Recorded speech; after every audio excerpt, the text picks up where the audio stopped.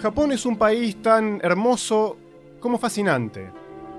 Para nuestra perspectiva occidental es un mundo totalmente distinto en el que tenemos que desaprender casi todo lo que creemos que sabemos para empezar a comprender una pequeña fracción de su cultura e idiosincrasia. Son quizás estas diferencias tan fundamentales las que suscitan en nosotros un interés casi obsesivo por conocer sus secretos. La historia de Japón está plagada de personajes únicos, carismáticos y de figuras e ideales tan envueltos en mito que cuesta trazar claramente la línea entre lo que realmente fue y lo que simplemente fue imaginado. En la historia de Japón vemos validado el poder de la imaginación en esas figuras, esos ideales que cobraron tanta fuerza que pasó a ser irrelevante cuánto de ello fue realidad. Estos íconos, reales y ficticios, dejaron atrás un camino para que hoy recorramos, en el que vamos a intentar rastrear, en parte, cómo fueron evolucionando y cómo los percibimos hoy. Yo soy Nico Gast, una vez más les doy la bienvenida a Tierra X y los invito en esta oportunidad a que me acompañen a recorrer el camino del guerrero.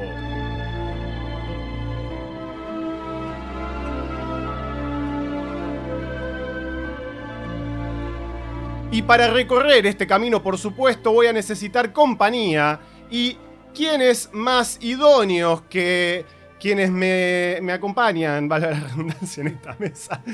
Dos personas tan apasionadas como conocedoras. Quizás, ¿no? ¿Puede ser?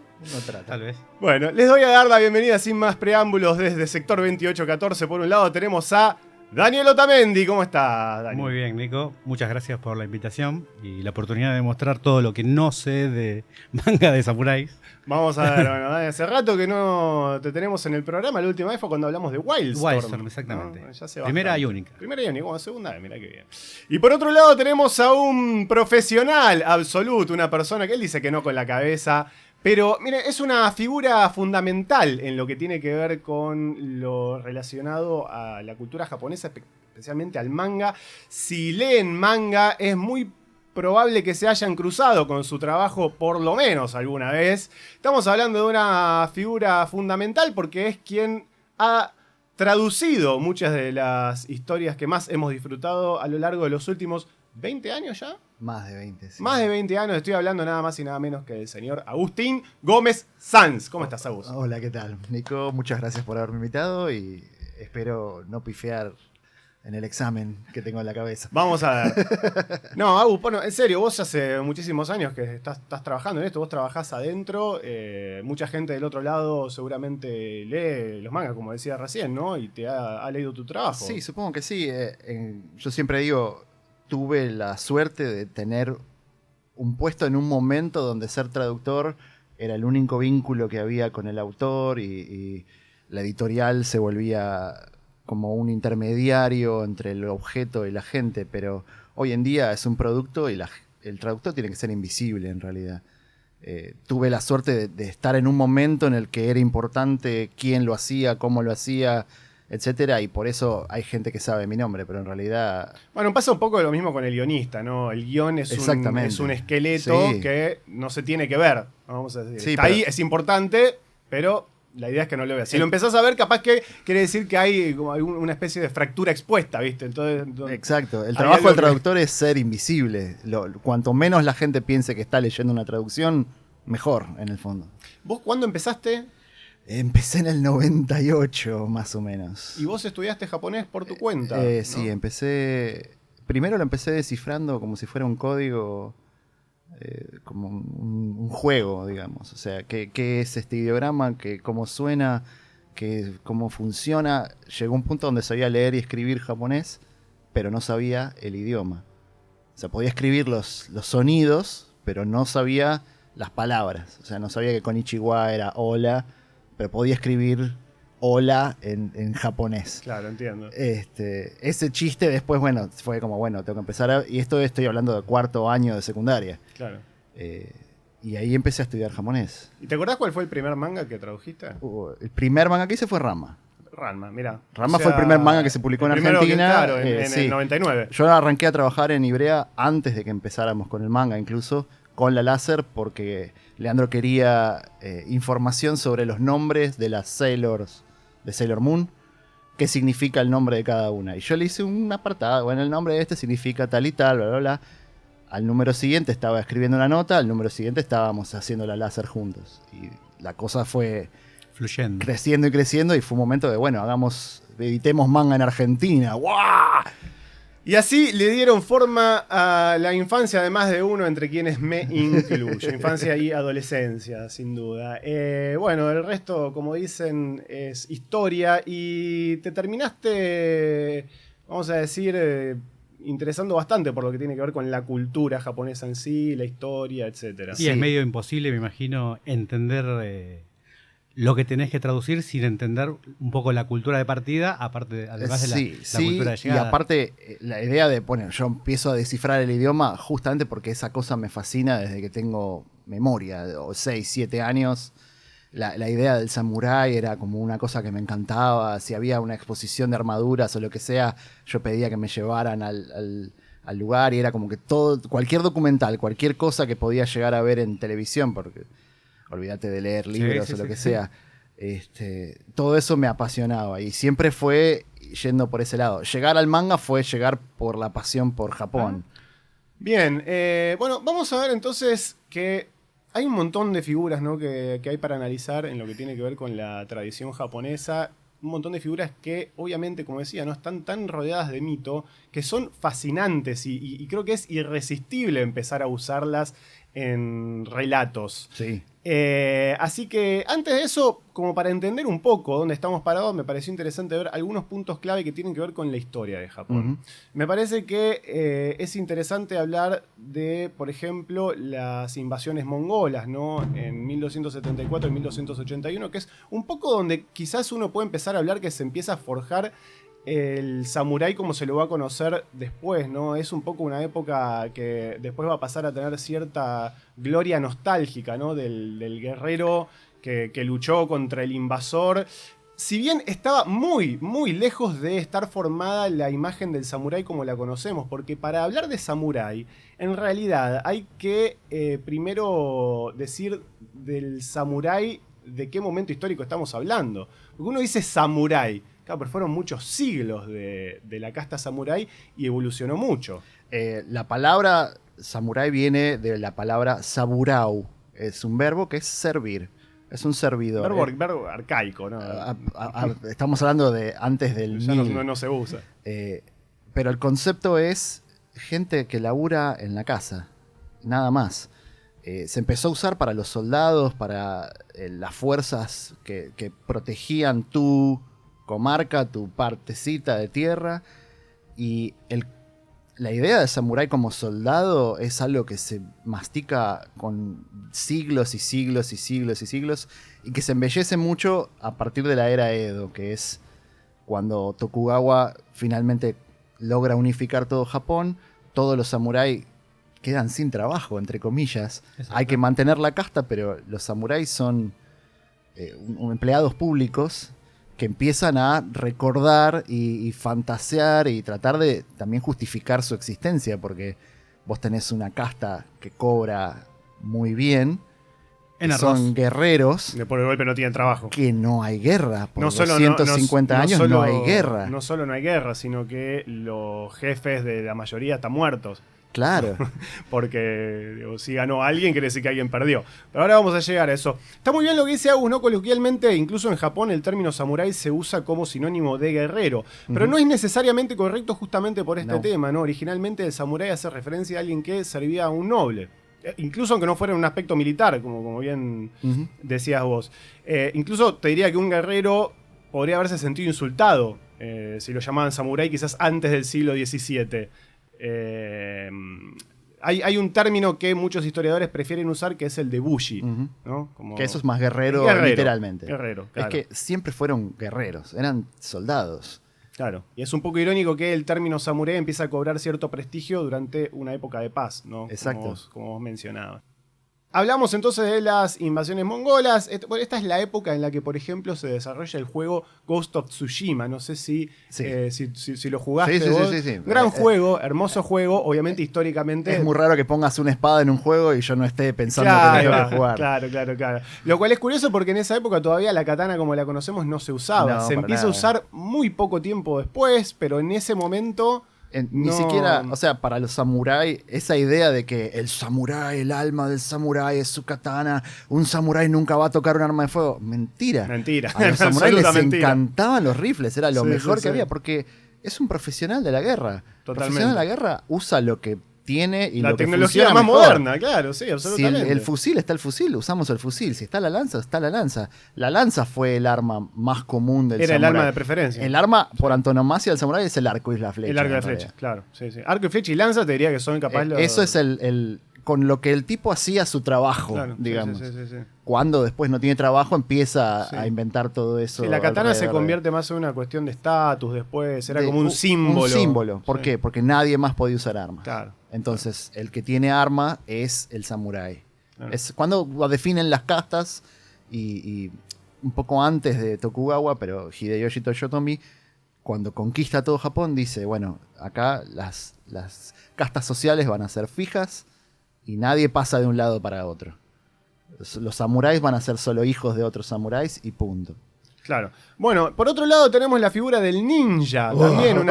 También algo que ha fascinado, incluso en algunos aspectos diría más que el samurái, porque se sabe menos y se presta más para la leyenda. Absolutamente. ¿No? Y se puede trasladar a casi cualquier contexto. Y a Occidente le encantó el samurái, el ninja en realidad. El ninja es espectacular porque de vuelta, claro, se sabe muy poco.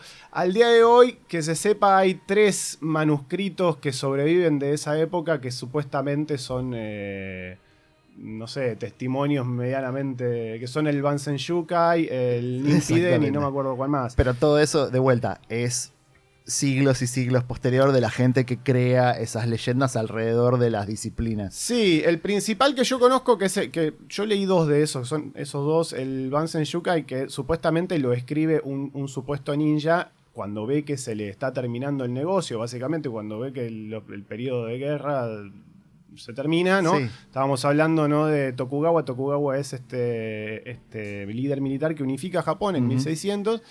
Y claro, durante esa época ocurría lo que se conoce como el periodo de guerra, o el Sengoku Jidai. Antes de eso es el... Sí, claro, antes de eso... Siglos y siglos de Sengoku Jidai. Claro, antes de eso, un tipo como un ninja tenía mucho trabajo, capaz. Sí, de vuelta, el concepto de ninja es una palabra inventada para el... Muy posterior. Un trabajo de Shinobu. Shinobu es el espía. Claro.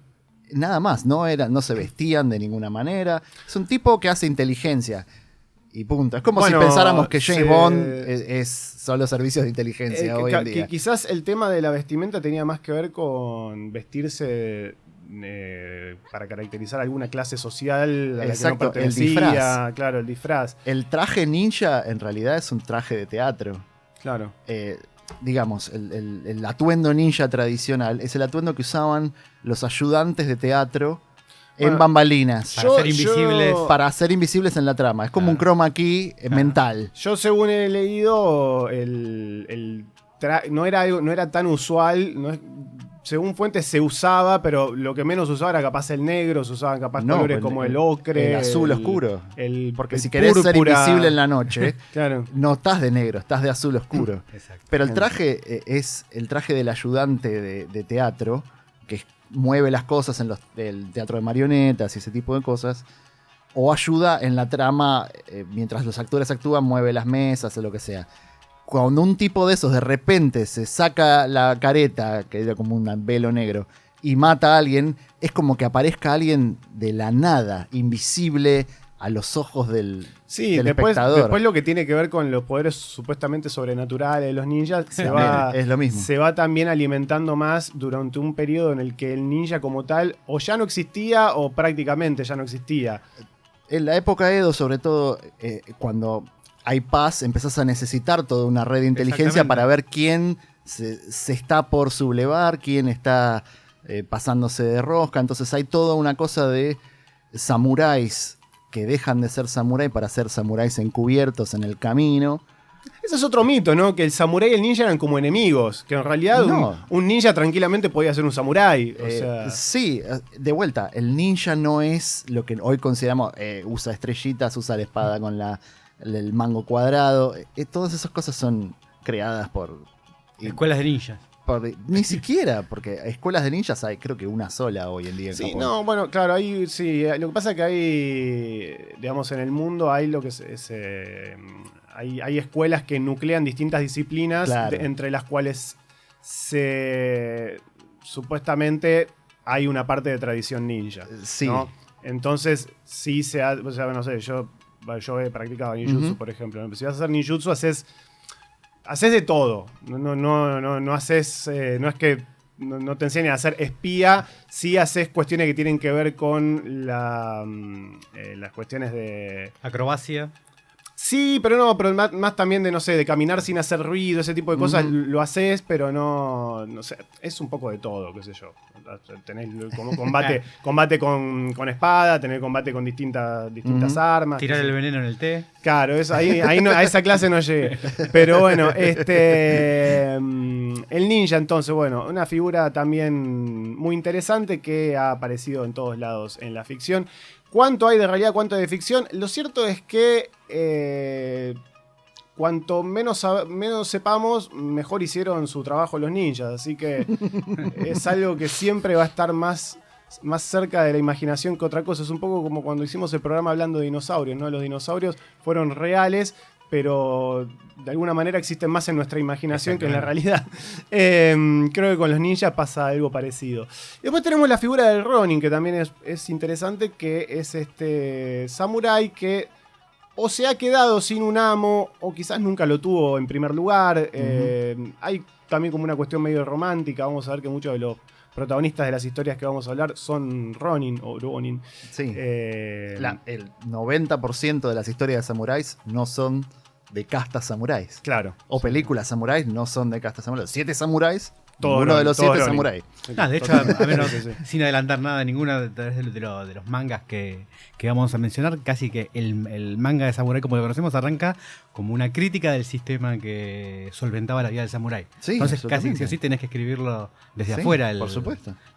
La narración. Sí, vamos a ver también que no era tan ideal como uno se lo imagina. No, para nada. Justamente lo que digo, es una casta de empleados públicos que no tiene una función específica, que tiene que justificarla de alguna manera. O sea, tiene que crear ese romanticismo alrededor de nosotros somos honestos y leales, pero leales hasta que te das vuelta y te clavé un cuchillo en la espalda. Claro. Uno siempre lo vio como una mezcla de cierto taoísmo, cierto budismo con la piedad filial de Confucio. Es el Tokugawa. Tokugawa mete el confucianismo como precepto central para la casta samurái, y ahí es como cuando ellos empiezan a desarrollar todo su credo de ser la lealtad, la muerte antes que traicionar, la deshonra y todo eso estaba armado sobre la idea de que nosotros somos esta representación de lo mejor que tiene la sociedad.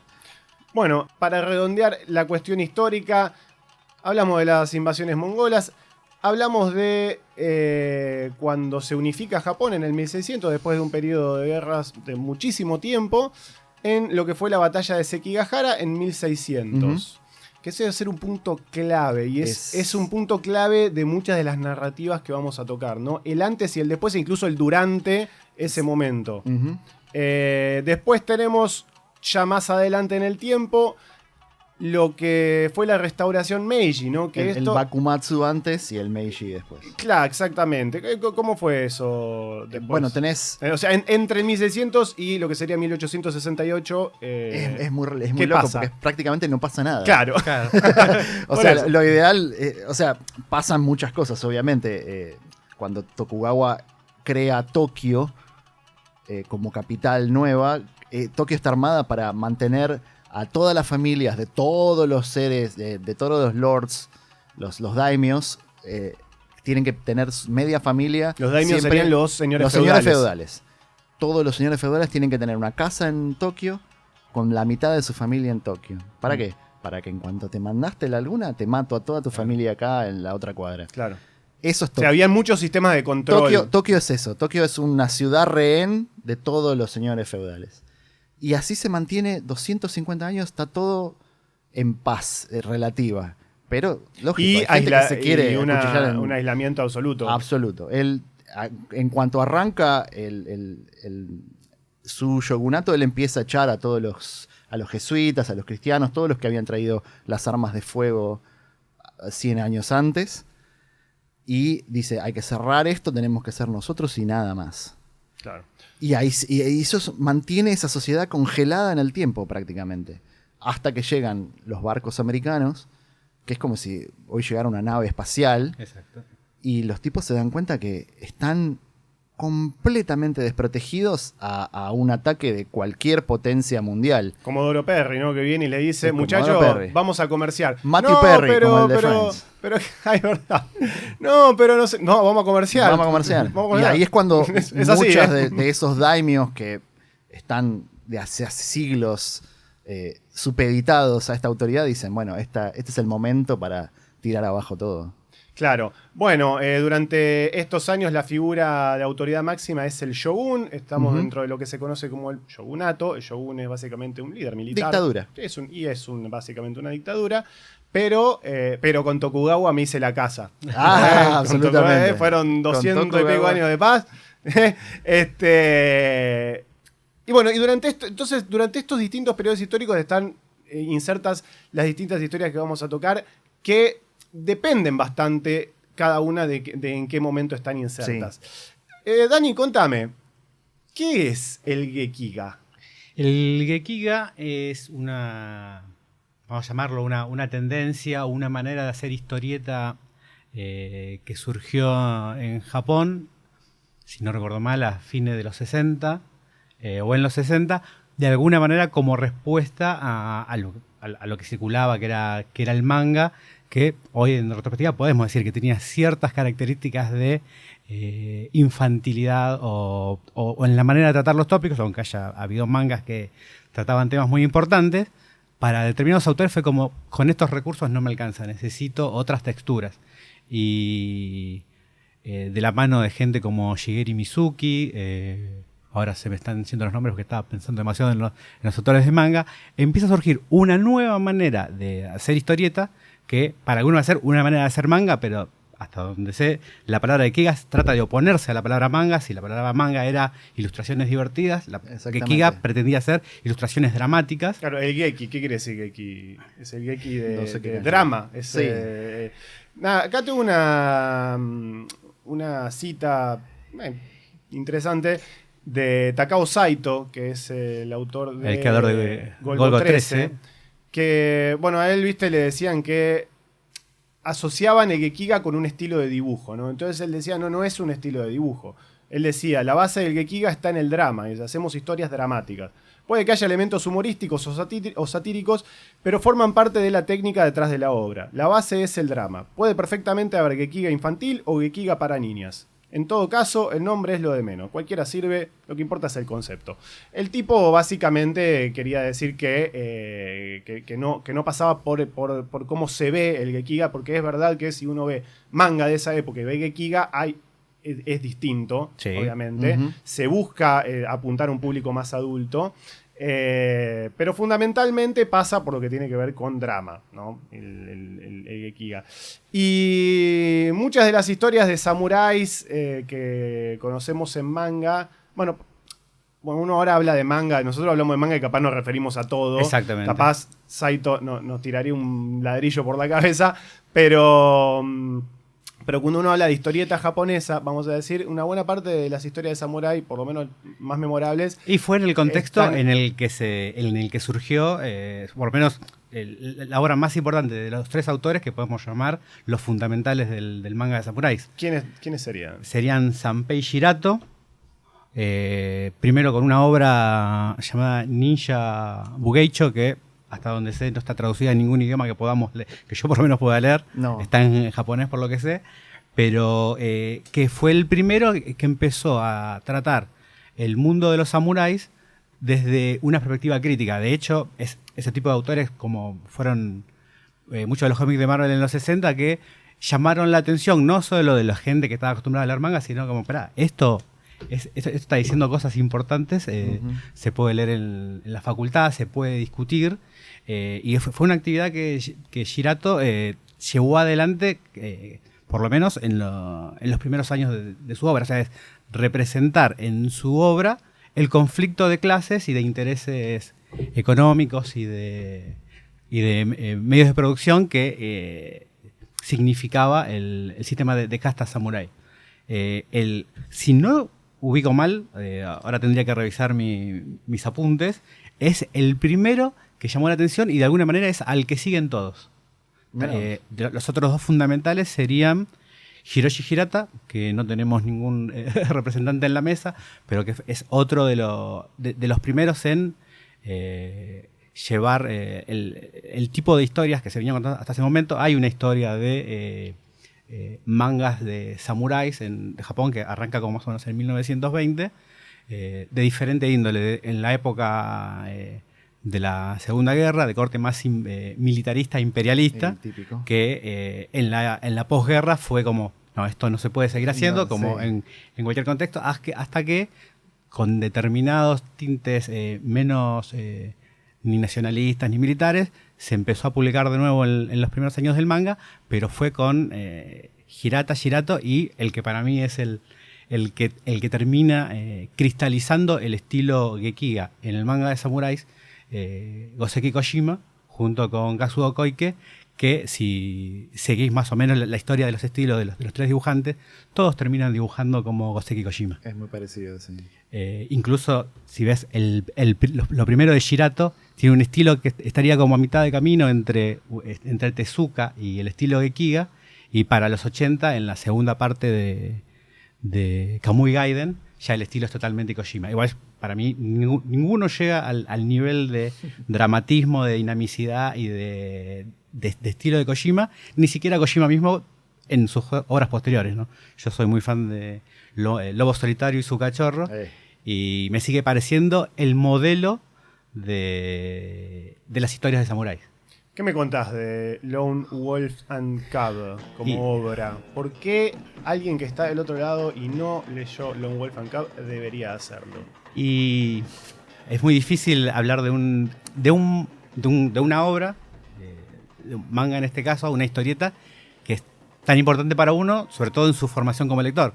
El otro día cuando hablábamos un poco de temas relativos a este encuentro, yo te decía, yo si no me equivoco, Lone Wolf and Cub es el primer manga que leo. Capaz que fue una entrada para un montón de gente de nuestra generación. Exactamente. Yo me lo crucé con revistas brasileras que en algún momento de la historia básico, sí. de cómo se consumía cómic en Argentina era la segunda o la tercera opción. Y eran unas ediciones geniales que traducían casi literalmente la edición de First, que tenía dos cosas que para alguien que venía de leer cómic americano eran muy atractivas. Portadas dibujadas e ilustradas y pintadas por Frank Miller. Sí, señor. No recuerdo si con la ayuda de la mujer para los colores, pero... Es verdad. E introducciones escritas por el propio Frank, que para el que no lo conozca como guionista, escribe muy bien. y que fue, a menos de las que yo tengo registro, la primera en la que... La primera traducción de un manga en el que se hacía un esfuerzo por acercar la obra a partir de un texto que te contaba el contexto histórico, el tema de los usos. Capaz que, por lo que escuchaba recién, ya hay que ver las lecturas que tenía Frank, adoptando el canon como la historia hecho, real. Claro, como sí. Los samuráis se dividían en estas casas, en estos estilos de samurái. Que todo esto que sabemos, que hoy en día se dice de los samuráis, de los ninjas, es algo muy moderno, entre comillas. Es una concepción donde ahora somos un poco más, bueno, pero qué fue real y qué no. Es interesante cómo incluso el propio samurái posterior anhelaba o aspiraba a algo que quizás nunca existió como tal. No. Que quizás... es lo que digo, en la época Sengoku eran soldados que se hacían pelota, claro, como si pudieran hacer pelota. Sí. Eso es lo que añoraban, eso es lo que empezaron a... Claro, se empezó a fabricar un halo de idealidad que en realidad existía más en la mente de ese presente, ¿no? De aquel entonces, y no en los hechos reales del pasado. Pero es como que esa figura empieza a cobrar tanta fuerza que de alguna manera termina siendo real en lo que representa. No quizás en lo que efectivamente sucede en la realidad. Absolutamente. Pero lo hemos visto en todas las culturas. El concepto de los vikingos con los cuernos. Exacto. Y las cosas no tiene nada que ver con lo que eran en realidad. El concepto de los cowboys no tiene nada que ver con lo que eran en la realidad. Todo siempre se termina como mezclando con su propia leyenda y crea un homólogo ideal de lo que fue realmente. Claro. Bueno, ¿de qué se trata Lone Wolf and Cub, Dani? Contale un poco a la gente. Lone Wolf and Cub es la historia de un samurái Es samurái. un samurái que pertenecía a la familia que se encargaba de un simple trabajo, que era el decapitador. Muy simple y a la vez un cargo muy importante. Exactamente, ¿no? Sí. Aparte siendo que en cada familia había uno. Claro. Bueno, encargado. Era el albacea. Y que por una interna política, vamos a llamarlo, con la casa de los ninjas, Los Yagyu. Los Yagyu se ve envuelto en un ¿cómo es? Acusado de un crimen que no cometió. Y ante por lo que entiendo de las usos y costumbres, lo que hubiese correspondido ante la más mínima acusación hubiese sido un seppuku o para harakiri, como para morir con honor y punto. Exactamente. Seppuku o harakiri es el suicidio, el Bueno, ritual justamente de suicidio. lo que es este personaje, vos haces el acto de seppuku, Claro. el suicidio ritual, donde haces el harakiri, el corte de panza, Claro. y después viene este señor El y te muchacho. corta la cabeza antes de que vos empieces a gritar. Para que no. Claro, para terminar para con el quedarlo sufrimiento. así, Claro. bien. Claro, porque la idea de harakiri era morir con honor porque uno se suicidaba de una manera espantosa, horrible, porque tenías que literalmente clavar la cuchilla de un lado y abrirte el vientre. Exactamente. Y en ese acto terrible, cuando vos lo llevabas a cabo, inmediatamente este muchacho te cortaba la cabeza para finalizar con la situación. ¿No? Era Eso es como porque ellos consideran que el valor está en el hígado. el valor, el alma era, ¿no era? No, el es valor, el valor. El valor. Ajá. Para ellos una prueba de valor es una prueba de hígado. Mira. Por eso cuando te acojonas te sentís que se te enfría la panza. Bueno, una demencia absoluta, sin embargo, era una costumbre que le Era una forma de morir y que tu clan siguiera cobrando. Claro. Sí, O sea, está todo siempre en esa línea, como vamos a mantener el cargo público, entonces si yo me mandé una cagada, me corto la panza. Claro, y te haces cargo vos, pero... Y el resto sigue cobrando. Claro. Bueno, entonces la cuestión es que no se... Decide no morir con honor. transitar el camino del infierno, como lo llama él. Exactamente. Se lo pide a su bebé. Exacto. Él le da a elegir a su bebé una pelota o una espada. Y si el nene elige la pelota, lo mata. Y si elige la espada, él se va a vengar y va a ir a... Claro, a se tratar va con el niño, el va a ir con el niño. Eso seguramente, si son fans de Star Wars y ya está sonando muy y parecido, ¿no? No, es Está tomado textual. Pero está calcado a un punto de que, o sea, es un homenaje, porque si no es un homenaje es un plagio. No, Tienen que es hacerse un homenaje, cargo. Es un homenaje, claramente porque bueno, de hecho también Lone Wolf and Cub tuvo una serie de películas. En las películas está esa escena. Es posiblemente la escena más conocida de tanto del manga como de las películas, te diría, ese momento en el que Ito le da a elegir a Daigoro entre la pelota, y la espada, y Daigoro, que tiene su sangre samurái, digamos, elige la espada para desgracia del padre, que dice, Sí. hubiese sido mejor Morir y punto. sí, porque ahora me tenés que acompañar en algo que va a ser una mierda. Te voy a poner les va a pasar. katanas escondidas en el cochecito y ahí Sí, vamos a... sí. Que va a también pasar. mantuvieron el cochecito, es fantástico. Eso no, es- Sí, es verdad. Sí. No, bueno, Mandalorian tiene muchísimo homenaje. Le dan Toma la fórmula. Le dan a de- elegir entre el sable. trajecito y el... Sí. Entre la malla o sea, de- sí, o de sea, Beskar. ¿A eso hacen con Grogu? Sí. se lo da. Hay un spoiler enorme. Si alguien Bueno, ya pasó. no, literal, no, ya pasó. Luke Skywalker le pone el lightsaber y le pone Una malla la cota hecha de Beskar. que era del Mandalorian, para que él elija si se queda a seguir entrenando para ser Jedi o se va. Acá no lo iba a matar. Exactamente. O sea, el contexto es completamente distinto. Pero toda la escena es calcada. Oh, muy O sea, bien. es absolutamente calcada. Excelente. Y está bien porque de alguna manera está, vamos a decir, validando lo que todos ya sabíamos, que la fórmula de Mandalorian está está sacada directamente de Lone Wolf and Cub. Star Wars está tomado de... Y me parece, o sea, ahí me voy a ir un poco, ¿no? Pero me parece lo lindo de Mandalorian, a diferencia de todo lo demás que salió de Star Wars post-Disney, que hace lo que hizo George Lucas originalmente, que es sacar inspiración de las fuentes que inspiraron Star Wars y no sacar inspiración de Star Wars. O sea, en lugar de regurgitar Star Wars, hace en ese universo lo que hizo George Lucas, sacar inspiración, ¿no? Incluso tenés Daimyo, directamente les dicen Daimyo. Daimyo, es fantástico. Cuando dicen Daimyo es como... Sin tapujos. ¿Qué? Ahí le pifiaste. No, sin tapujos. Daimyo, son Daimyo. Bueno, Sí. okay. Es un señor feudalito, ya está. Mi light katana. Es así. También tiene referencias a Dune bastante directas. Pero bueno, no me voy del tema.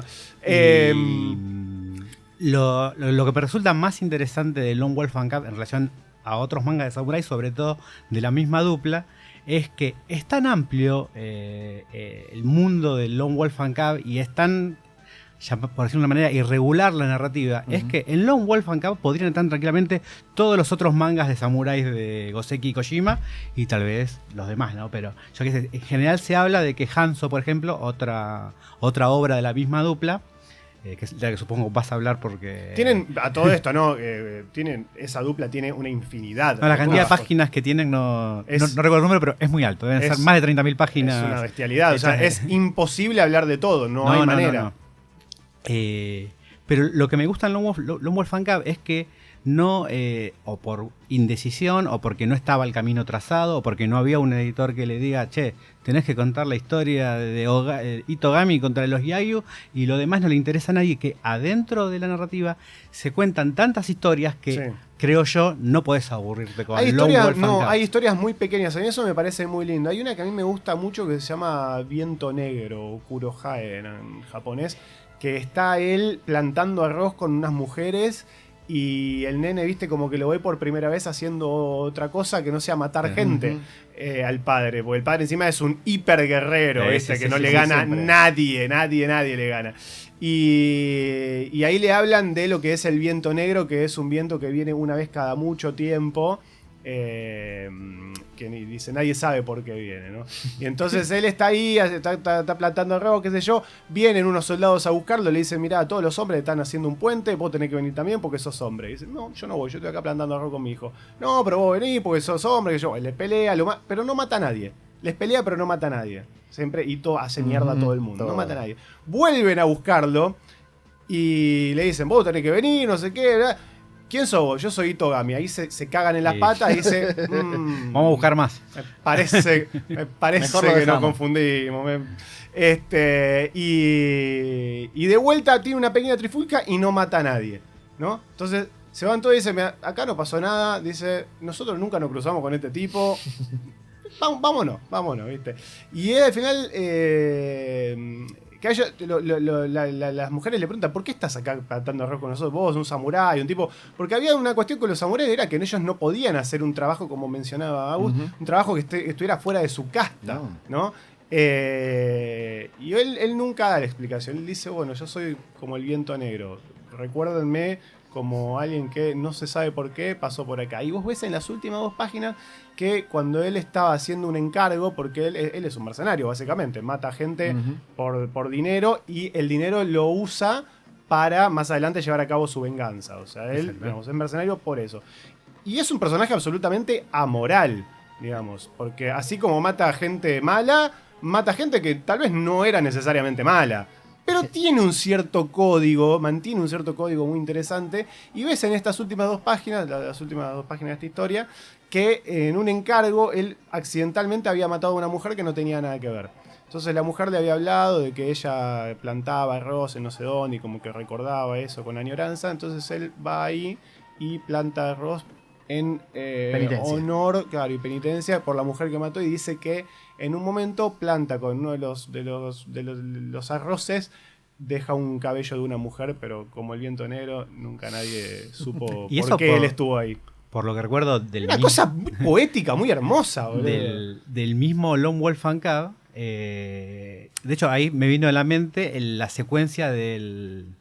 ¿Cómo se llama? Cuando le plantás evidencia a alguien para... Lo que le hicieron a él. Lo que le hicieron a él es que cada samurái, tenemos yo me faltan los libros, tengo los samuráis, tenía un altar en el que tenía una representación de cada víctima, en el caso de él, que había ejecutado, para rezar por su alma y de alguna manera,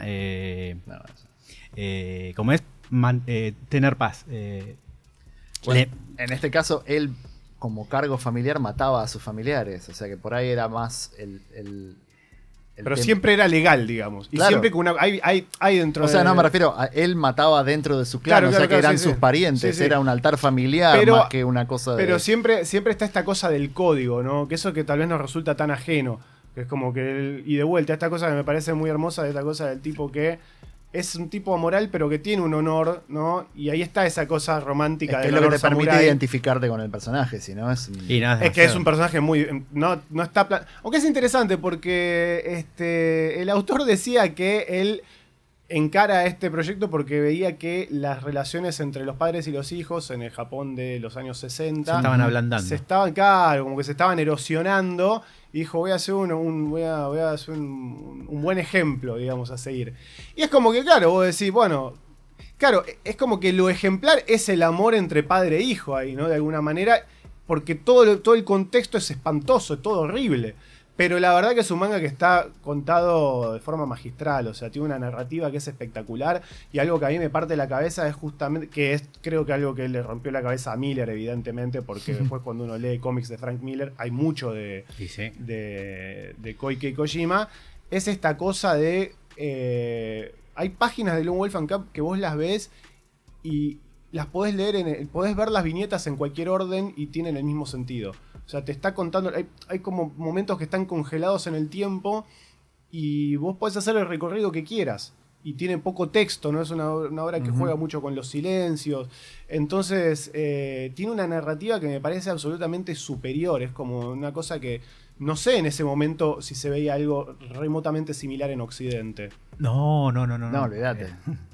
Tenés que venirte a Argentina o argentinos en algún lugar del mundo o a Europa para encontrar, creo yo, ¿no? Yo creo que no. Cosas en ese nivel. En Estados Unidos ni hablar. De poesía visual y de poesía Claro. escrita en historieta, no. No, yo creo que no. Esa cosa de los duelos, viste que tenés de golpe el duelo y tenés la mirada de uno, la mano en la espada del otro, la montaña, el sol, el pasto, todo en una misma página, Sí, ¿no? no es raro que después hayan sido, creo que fueron como 7 u 8 películas de Lone Wolf. Sí, 6 seguro.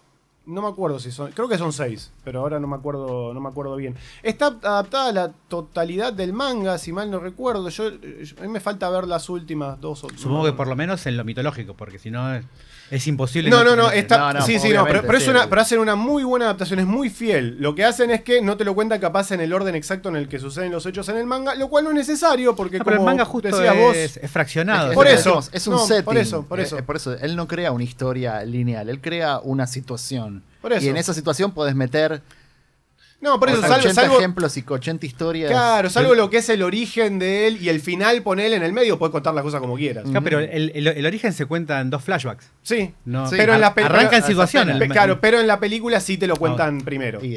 Lo cual tiene sentido, La película. Salvo la edición, que no sé si andaba por acá, de First, que arrancaba con el comienzo, porque si no, tal vez. Lo editaron. En los 80. Mirá vos. No, Eh, perdón, sino que arrancaron por el capítulo de. mira, acá saco el, unas gemas. Dani. Pero es un el de la tesoro pelota. esto. Espectacular. el de la pelota. Qué Bueno, nada, Lone Wolf and Cub. Dani mencionaba también Hanzo, que hace referencia nada más y nada menos que a Hattori Hanzo. Quizás Que no es el que le hacía las espadas a la chica. Sí, a Uma Thurman en Kill Uma Bill. Thurman. A Hattori Hanzo fue un ninja de la vida real que asistió a Ieyasu Tokugawa en Shinobi. su ascenso al poder. Shinobi, sí. Suppa, podemos decir, es el término que usan en el manga para referirse a él.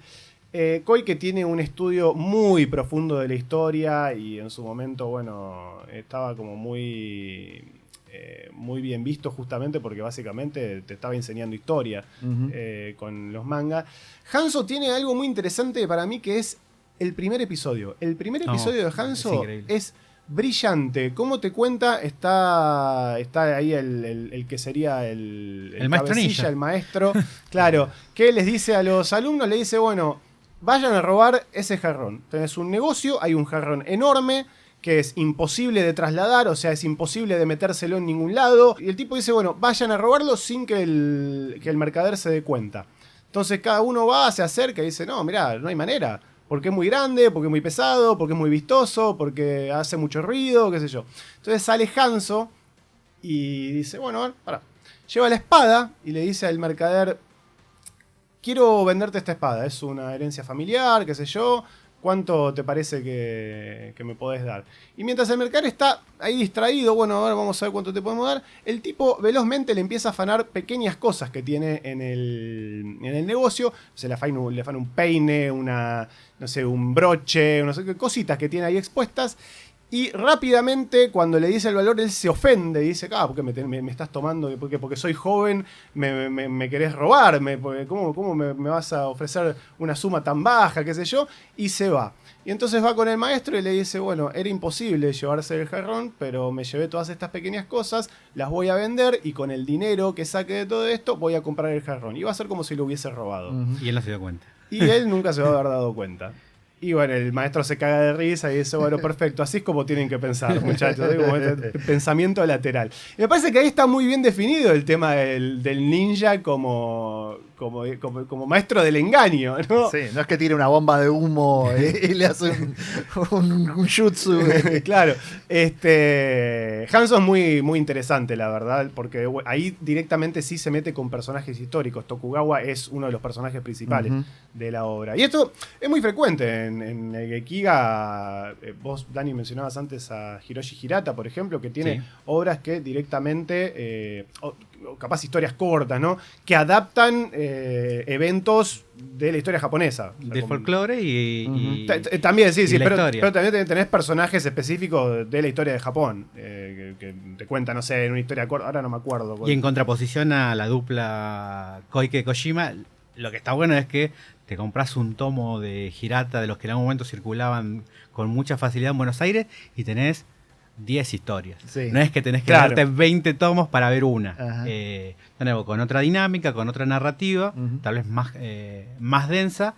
Yo creo que deudora de la de Kojima en algunos aspectos, porque estuve tratando de hacer el esfuerzo de ver quién fue el primero para ver si había uno, porque en algún momento cristaliza algo homogéneo en el Gekiga y en particular en el Gekiga de Samuráis.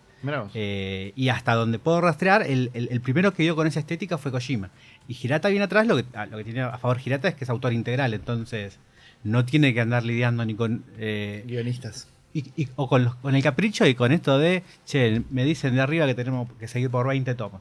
Si no registro mal, Hirata tiene una sola obra larga que lamentablemente no llegué a revisar para este...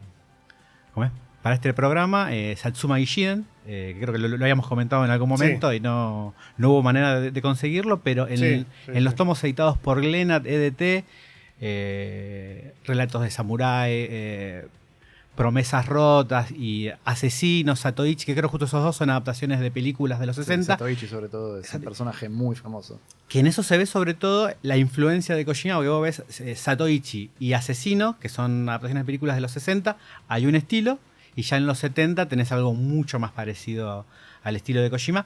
Yo diría sin el dinamismo de Kojima. Es un poco más áspero Hirata, pero de nuevo, lo que tiene es una capacidad para en 20 páginas concentrar una historia en la que se caracteriza una época o un lugar de una manera muy concisa, y eso también es increíble. Sí, ellos tienen ese recurso tan básico que es decir, en la batalla de Sekigahara, ¡pum!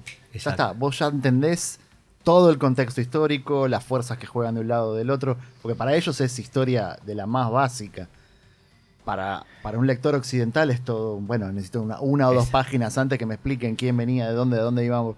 Pero para ellos es inmediato el contexto y las fuerzas que juegan entre los personajes sin que digan más que yo soy de Sí, es casta como si tal, nosotros yo soy del habláramos clan es como si esto. nosotros habláramos de la Revolución de Mayo, no Claro. sé, sí, absolutamente. Mencionabas a Satoichi, bueno, un personaje clave Fantástico. también de lo que es el cine japonés. Sí. Una dato de trivia, una boludez, ¿no? Pero el hermano de Shintaro Katsu, que es el actor que hacía de Satoichi, era Tobisamuro Wakayama, que era el que hacía de Itogami en las películas Mirá vos. de Lobo Wolfman Cub. Sí. Nada, dato de trivia. Satoichi tiene, ¿qué? 60 películas más o Hoy, menos. Es una locura. yo, Sí. yo tengo el Blu-ray que no, son... no solo de él, o sea, han habido, bueno, la última fue de Takeshi Kitano, Claro, dirigida sí, sí, por sí. Takeshi Kitano, protagonizada por Takeshi Kitano. Claro. Pero bueno, para mí, bueno, sí, o sea, Satoichi es Shintaro Katsu, o sea, el que hizo Sí. la mayoría de... Sí, pero es como el pero personaje sí, ese ha sí, existido sí, en sí, casi sí, 60 creció películas. mucho. Es una locura. Y es un personaje curioso que ahora vamos a mencionar un poco más adelante por unas potencial influencia que puede haber tenido o una cierta conexión con un personaje de Occidente, porque Satoichi era un espadachín ciego, Ujú. ¿no? Bueno. Rutger Hauer. Sí, ahora le vamos a dejar un pin y después lo vamos a mencionar. Pero bueno, ¿qué me podés contar, Agus, de Vagabond? Vaga. Bueno, ahí tenemos a otra cosa que arranca exactamente con la batalla de Sekigahara, como lo decimos. Ni más ni menos, Ni más ni arranca menos. ahí. En el principio del el momento en el que se parte la historia de Japón. Vos hiciste la traducción. Yo hice la traducción, Vagabond. sí. ¿Qué tal esa experiencia? Es fantástico. Es fantástico porque es. Bueno, yo lo charlo mucho en los textos introductorios.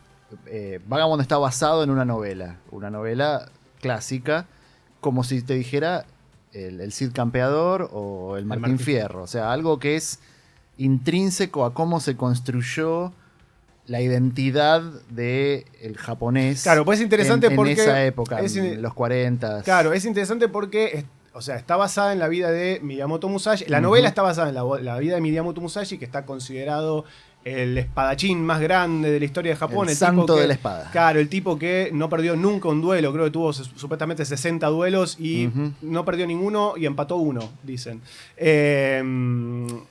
Y a su vez, el manga está basado en la novela en la que está. Exactamente. Que está basada en la vida de Musashi. muy loco porque es un la novela es una versión bien ficticia, hay que aclarar. Es un personaje histórico que está intrínsecamente mezclado con el mito sobre él. O sea, no podés decir el registro histórico dice tal cosa porque el registro histórico, hay 80 registros históricos. Sí. Todos dicen que era fantástico, que tiraba rayos de los dedos.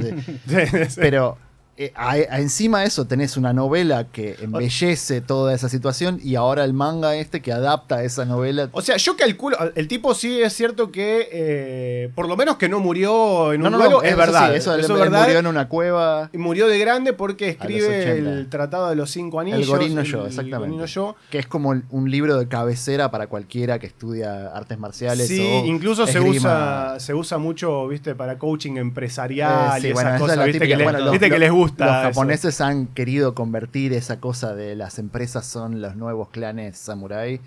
Sí. Eso es como su ethos. Pero incluso en Occidente también Sí, lo bueno, lo usan mismo. porque tiene toda esta cosa de viste del rival. Lo cierto es que si vos lo lees, hay un montón de cosas de las que habla que tienen que ver estrictamente con lo que es el combate cuerpo a cuerpo con espada. Musashi usaba 2 espadas, habla de la doctrina que tenía él de usar 2 espadas, qué sé yo. Un montón de cosas. Pero bueno, él no importa. trata de resumir toda su filosofía de vida en algo que él dice Sí. que es el camino de la estrategia. Ahí va. Entonces eso te Perfecto. permite enfrentarte a cualquier situación. Es un arte de la guerra.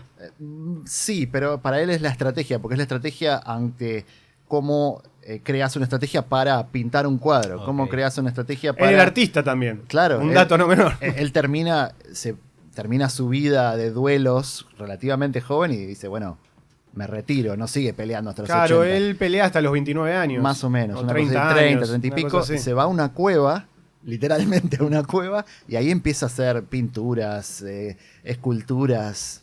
Increíble el trabajo de arte que tiene Musashi, es fantástico. Y un dato no menor es que Musashi, figura histórica, nunca fue un samurái, Tampoco fue un digamos. samurái, no. Era un ronin. Nunca tuvo un... No, ni siquiera, entiendo, a ver, no, yo me manejo solo por el manga, ¿no? Sí, sí. Ni siquiera fue Ronin, porque si no fuiste Bushi, podés ser Ronin o el bueno, concepto... es de vuelta, es lo mismo que seguimos diciendo. Medio un tecnicismo, Samurái como claro, casta o sí, tipo que tiene claro. una espada encima y se dedica claro. a... Bueno, en esa época ya no se usaban las espadas, porque de vuelta... Él usaba mucho boquén. Claro. Espada de madera. Espada de madera. Claro. Pero ahí es cuando empezás a cortar y decís, los samuráis son la casta y el resto hará artes marciales si quiere en su tiempo libre. Los samuráis se dedicaban a eso, a hacer artes marciales como disciplina, como forma de lograr el zen y todo lo demás. Y él dice, bueno, yo soy un nadie y voy a ser el mejor de todos, voy a ir por todo Japón caminando y rompiéndole la cabeza a cualquiera que diga que es el número uno. Que eso es también un elemento que se repite siempre en Claro, y todas después, las historias. después tenés historias que evidentemente duelos tuvo y porque digo, de algún lado salió, ¿no? Sí. Después tenés las versiones que te dicen, bueno, pero en realidad esa vez que le ganó a 5 tipos juntos, en realidad él los emboscó y qué sé yo, y después Bueno, hay distintas él versiones. tenía Es como esa cosa decís de- vos, ¿no? si Son tengo como que las pe- finales del mundial. O sea, Claro. que las ganó, pero... Sí. Claro, el claro, claro. cómo- Que él mismo dice, o sea, si tenés que pelear contra 5 personas, no vas a Y ir no de podés frente. ir, no. Tenés que meterte por atrás, matar al primero por la espalda, al segundo le pegás en el riñón y salís corriendo y ahí te das vuelta y le pegás al siguiente. Y es así es como él creó esa leyenda donde él pelea contra 70 discípulos de una escuela Yoshioka, que es los Yagyu, y los Yoshioka son el mismo Yagyu que hablábamos de Lone Wolf. de De Lone Lone Wolf. Wolf and Cub, sí. Los Yoshioka son los maestros del shogun anterior, los Yagyu son los maestros del shogun Ieyasu. Y como es, él va y lo primero que dice es, vamos con las 2 escuelas número 1, voy a ir a medirme con esos. Y empiezan a voltear a los herederos, a los tipos del clan principal, y los Yoshioka se lo quieren comer crudo. Y van con 70, dice la leyenda histórica, que van con 70 soldados a matarlo, y él durante una noche entera está peleando y baja 70 tipos.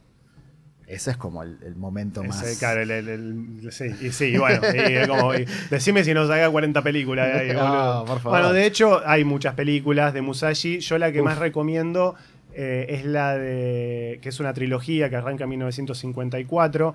Gran año, 1954 para el cine japonés. Porque está Toshiro Mifune. Está Toshiro Mifune, sale la primera de Musashi, sale Los 7 Samurai y sale la primera de Godzilla en el 54. Una cosa espectacular. Tanto Los 7 Samurai como las películas de Musashi, de Toshiro Mifune, que es este actor muy conocido del cine japonés, me parecen sensacionales porque ven al samurái desde 2 ángulos radicalmente opuestos. La versión de Musashi, que está basada en la novela de Eiichi Yoshikawa, Exactamente. es la versión quizás más romántica, más idealizada. Muy lindas pelis, muy bien contadas, muy bien adaptada a la novela también. Y Los 7 Samuráis es todo lo contrario. Los 7 Samuráis es medio una subversión y una crítica justamente a la casta samurái. Y bueno, son todos Ronin. Bueno, ellos son todos Ronin, en- es más de época de Sengoku, los 7 samuráis casi. Sí, Porque es un esa poco cosa de- es un poco anterior a Hay bandidos y nos Sí. van a pasar por encima, necesitamos gente que sepa manejar la espada.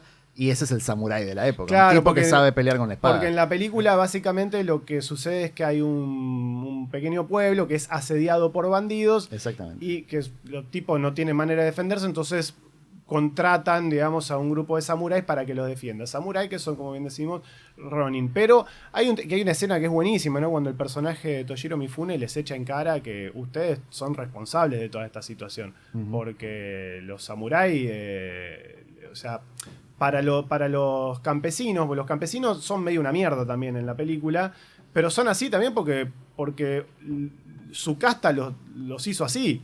Entonces, para ellos no hay diferencia entre el bandido y el samurái, somos todos lo mismo. O sea, y hay Es como como una... la yuta y... Sí, Y la mafia, la mafia. Sí, básicamente. Es exactamente Y lo mismo. hay una crítica social muy fuerte en esa película que está muy bien puesta y aparte le saca mucho el glamour a la cuestión del samurái. Muchos de los personajes mueren de formas absolutamente ignominiosas en el barro. Hay una época... No con una gran... O sea, sí, no en una gran pelea épica, sino en un quilombo de barro y Es que sangre y mierda. eso- o sea, eso es- que es lo que es la guerra, Es lo ¿no? que es la guerra y es lo que hacían los los samuráis del Sengoku de esa Claro, época. claro. Que después, no, en realidad él peleaba con honor Claro. y se encontraron en el bosque y él le dijo, yo vengo acá. No, yo se vengo cagaron el acá". padazo No. y quedó uno parado. Sí, se terminaban embarradas de punta a punta. Hay algo que creo que sirve, que es para los que hicieron artes marciales. A veces está el concepto este de que el que es bueno en artes marciales es un chabón pacífico, que no busca la violencia y es bueno en el combate y gana todo. Punto.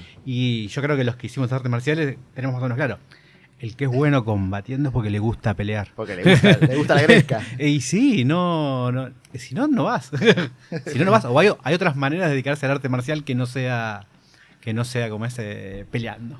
Bueno, me hablabas entonces de Vagabond. Bueno, ¿Qué me Vagabond podés contar? Empieza justamente con un chico que se salva de la guerra. O sea, básicamente en esta guerra donde medio Japón se pelea contra medio Japón, él elige el bando perdedor y la novela arranca con él despertándose en el campo de batalla. Eso efectivamente fue así. Sí, O sea, él Musashi peleó en Sekigahara, del en lado el perdedor. 1600 y perdió. Sí. Pero bueno, no murió, evidentemente. Y se salvó. Y a partir de ahí es un tipo que es un salvaje, es un animal, literalmente. Y cómo eso se va transformando en su deseo de, bueno, yo quiero crecer espiritualmente, quiero probar que soy el mejor, quiero medirme contra los mejores. Porque una cosa muy buena que tiene este manga es que no es solo él va a tal lugar, pelea, gana, punto, sigue. Es todo el proceso en el que él se da cuenta de que no le va a ganar al tipo, o que sí le puede ganar, pero que no es tan bueno en la técnica, en el coso, pero que él entiende lo que él se está jugando versus lo que el otro se está jugando. Es de vuelta a lo que hablábamos. Para la época en la que se publica, donde ya el manga es el manga y la industria tiene Kenshins y tiene Shonen y tiene... Inoue vuelve para atrás y dice, no, yo voy a hacer una historia donde haya poco diálogo, mucho visual, los diálogos son muy metafóricos, muy poéticos, es otro ritmo completamente diferente de narrativa, que a mí me voló la cabeza, aparte del arte de Inoue a esta altura. Palabras mayores. Después de haber terminado Slam Dunk y después de haber hecho ese fogueo, digamos, que es tener una serie semanal en el Shonen Jump, que es lo peor que te puede pasar en la vida como un artista. Dice, bueno, ahora voy a hacer arte, y él hace pinturas y hace cosas. Y lo genial fue, para mí, que yo había leído la novela antes de cuando estábamos tratando de conseguir los derechos para conseguir la obra. Vos llegás a la oficina de él, porque él es uno de los pocos autores que tiene los derechos de sus propias obras. Él es dueño de sus mangas. Si vos querés publicar cualquier cosa, vos vas con la editorial, no vas con el autor. El autor da el visto bueno, lo que sea, pero él, si vos querés publicar Vagabond, vos vas con Inoue. En algún lugar Alan Y Moore él- está sonriendo. Y él te dice, mostrame cómo lo vas a editar, cómo va a salir. ¿Por qué le importa que su obra quede bien? Más allá de cuánta plata me das por tomo. Y llegar a la oficina de él y ver la escena final de la novela, el final del manga. Él fue lo primero que pintó. El combate. Él parado en la playa, isla Ganryu. después de haber ganado su combate más importante. Ahí es donde termina la novela y tenés el cuadro y se te caen las lágrimas. Sí, lo que tiene de lindo Vagabond es.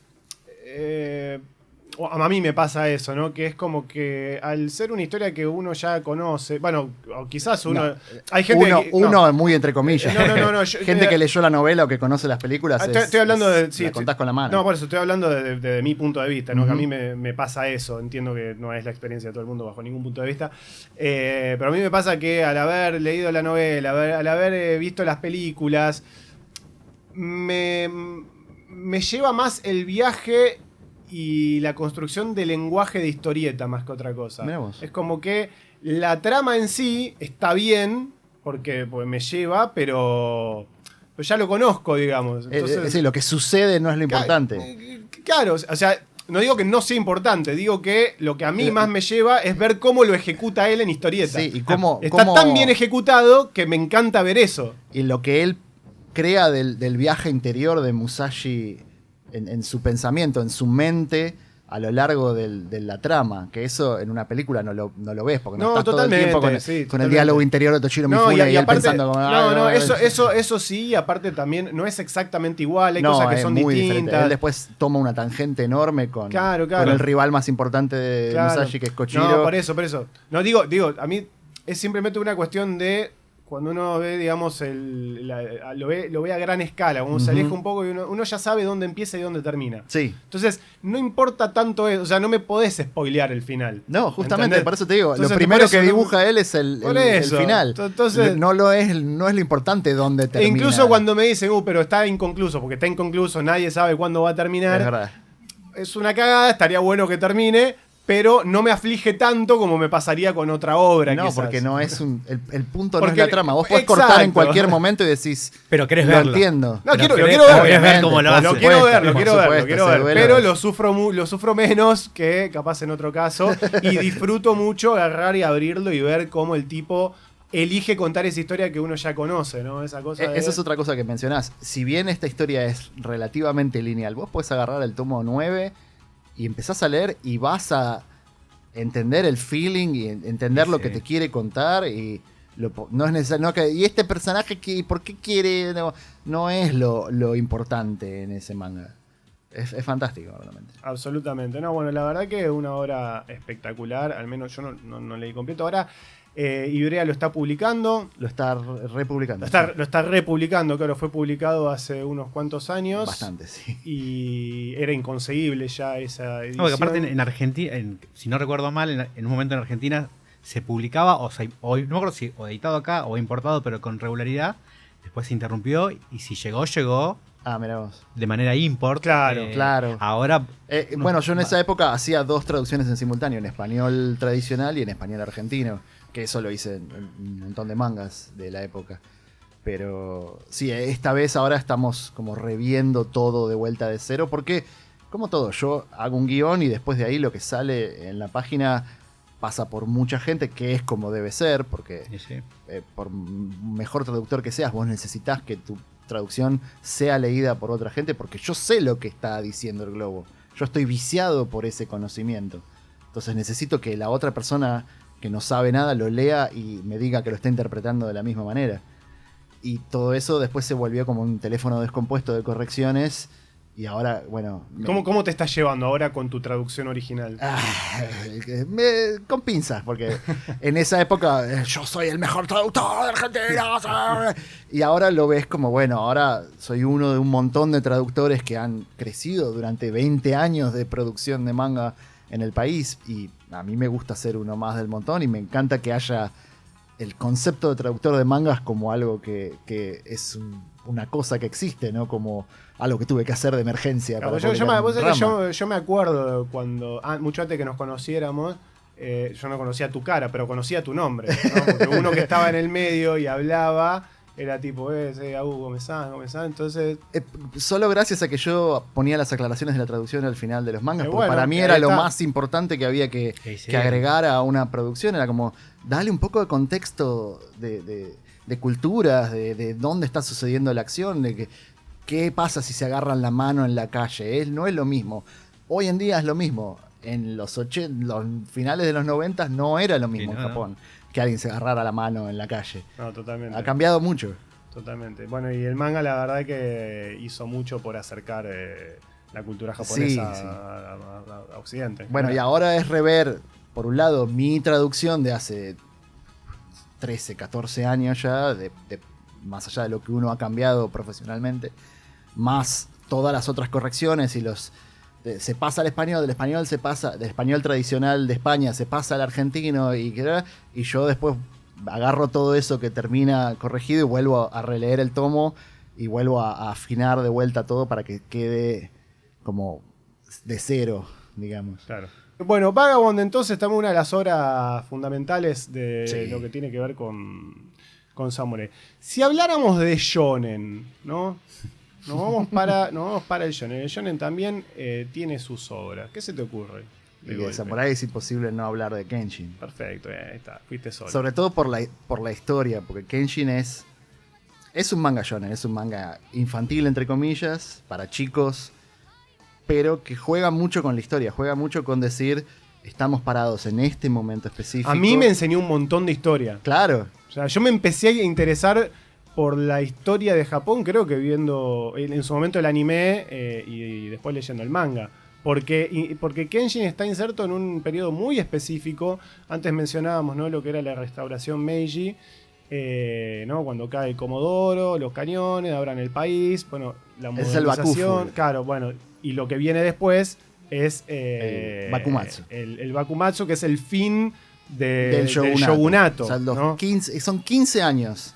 Pero son 15 años en los que Japón se da vuelta 5 veces entre bandos que van de un lado, porque tenés los revolucionarios, o sea, la llegada de estos barcos negros que ponen en evidencia que el país está congelado en el tiempo y que tienen que modernizarse. Y cómo todos piensan que hay que modernizarse, porque algunos quieren modernizarse y volar las castas, empezar con una sociedad democrática. Otros quieren modernizarse, pero mantener las castas, porque yo no quiero dejar de ser... Bueno, ahí hay algo el samurái. interesante, ¿no? Cuando uno ve, por ejemplo, una película como El último samurái, que toma también este periodo, que es una gran película, a mí me encanta, me parece hermosa, pero... Con todas las salvedades que tiene con una todas las película. salvedades, con todas las Pero salvedades. está muy bien, está una linda marcada... Bueno, el personaje de... ¿Tom Cruise? No. Nathan Algren.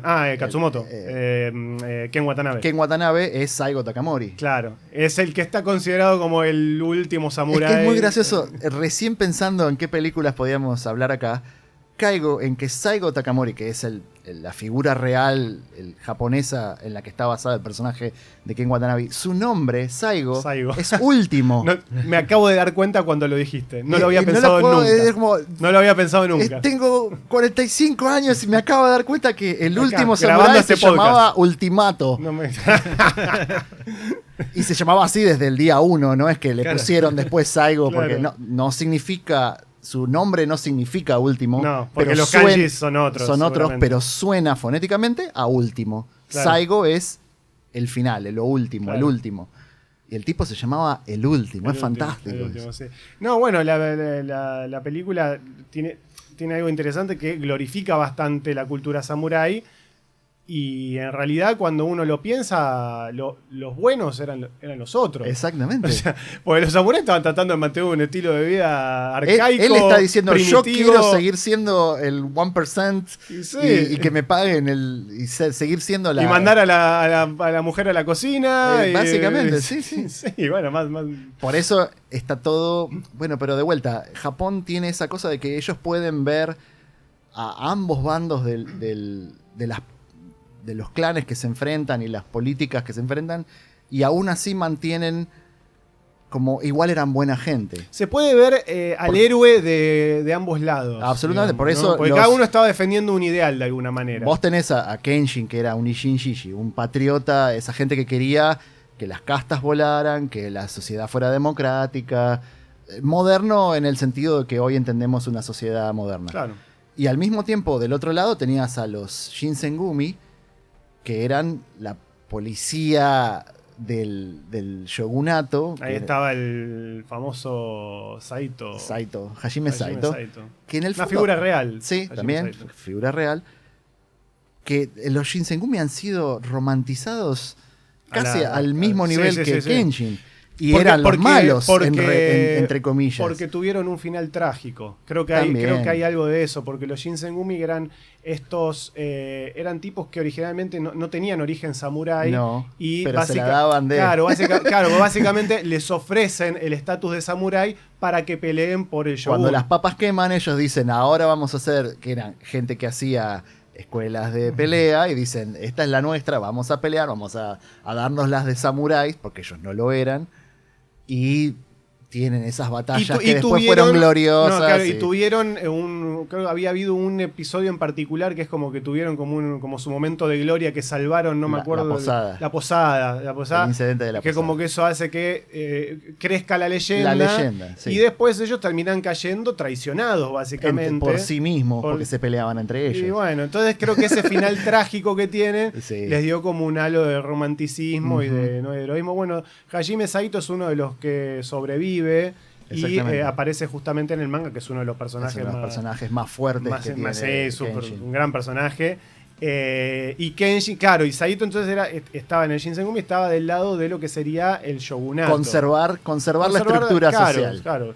Y Kenshin, como bien dice acá el amigo Agustín, era un revolucionario, un si se quiere. ahí está. Era un tipo que quería traer la modernidad a Japón. Podemos decir de alguna manera que las acciones de Kenshin derivaron en las bombas atómicas, ¿no? Una sucesión es muy loco. En realidad, lo que derivó en las bombas atómicas fue Musashi Miyamoto. Musashi Miyamoto. Ah, mirá, vamos para atrás. La novela de Eiichi Yoshikawa, como decía, se convierte en un hito tan importante cultural en Japón que se convierte en un mito de por qué los japoneses somos los mejores. Y claro, ellos usaban esa novela como forma de arengar a la población. Y ahí los pilotos con la katana, los kamikazes. Los kamikazes, cuando él hablaba de las invasiones mongolas, sí.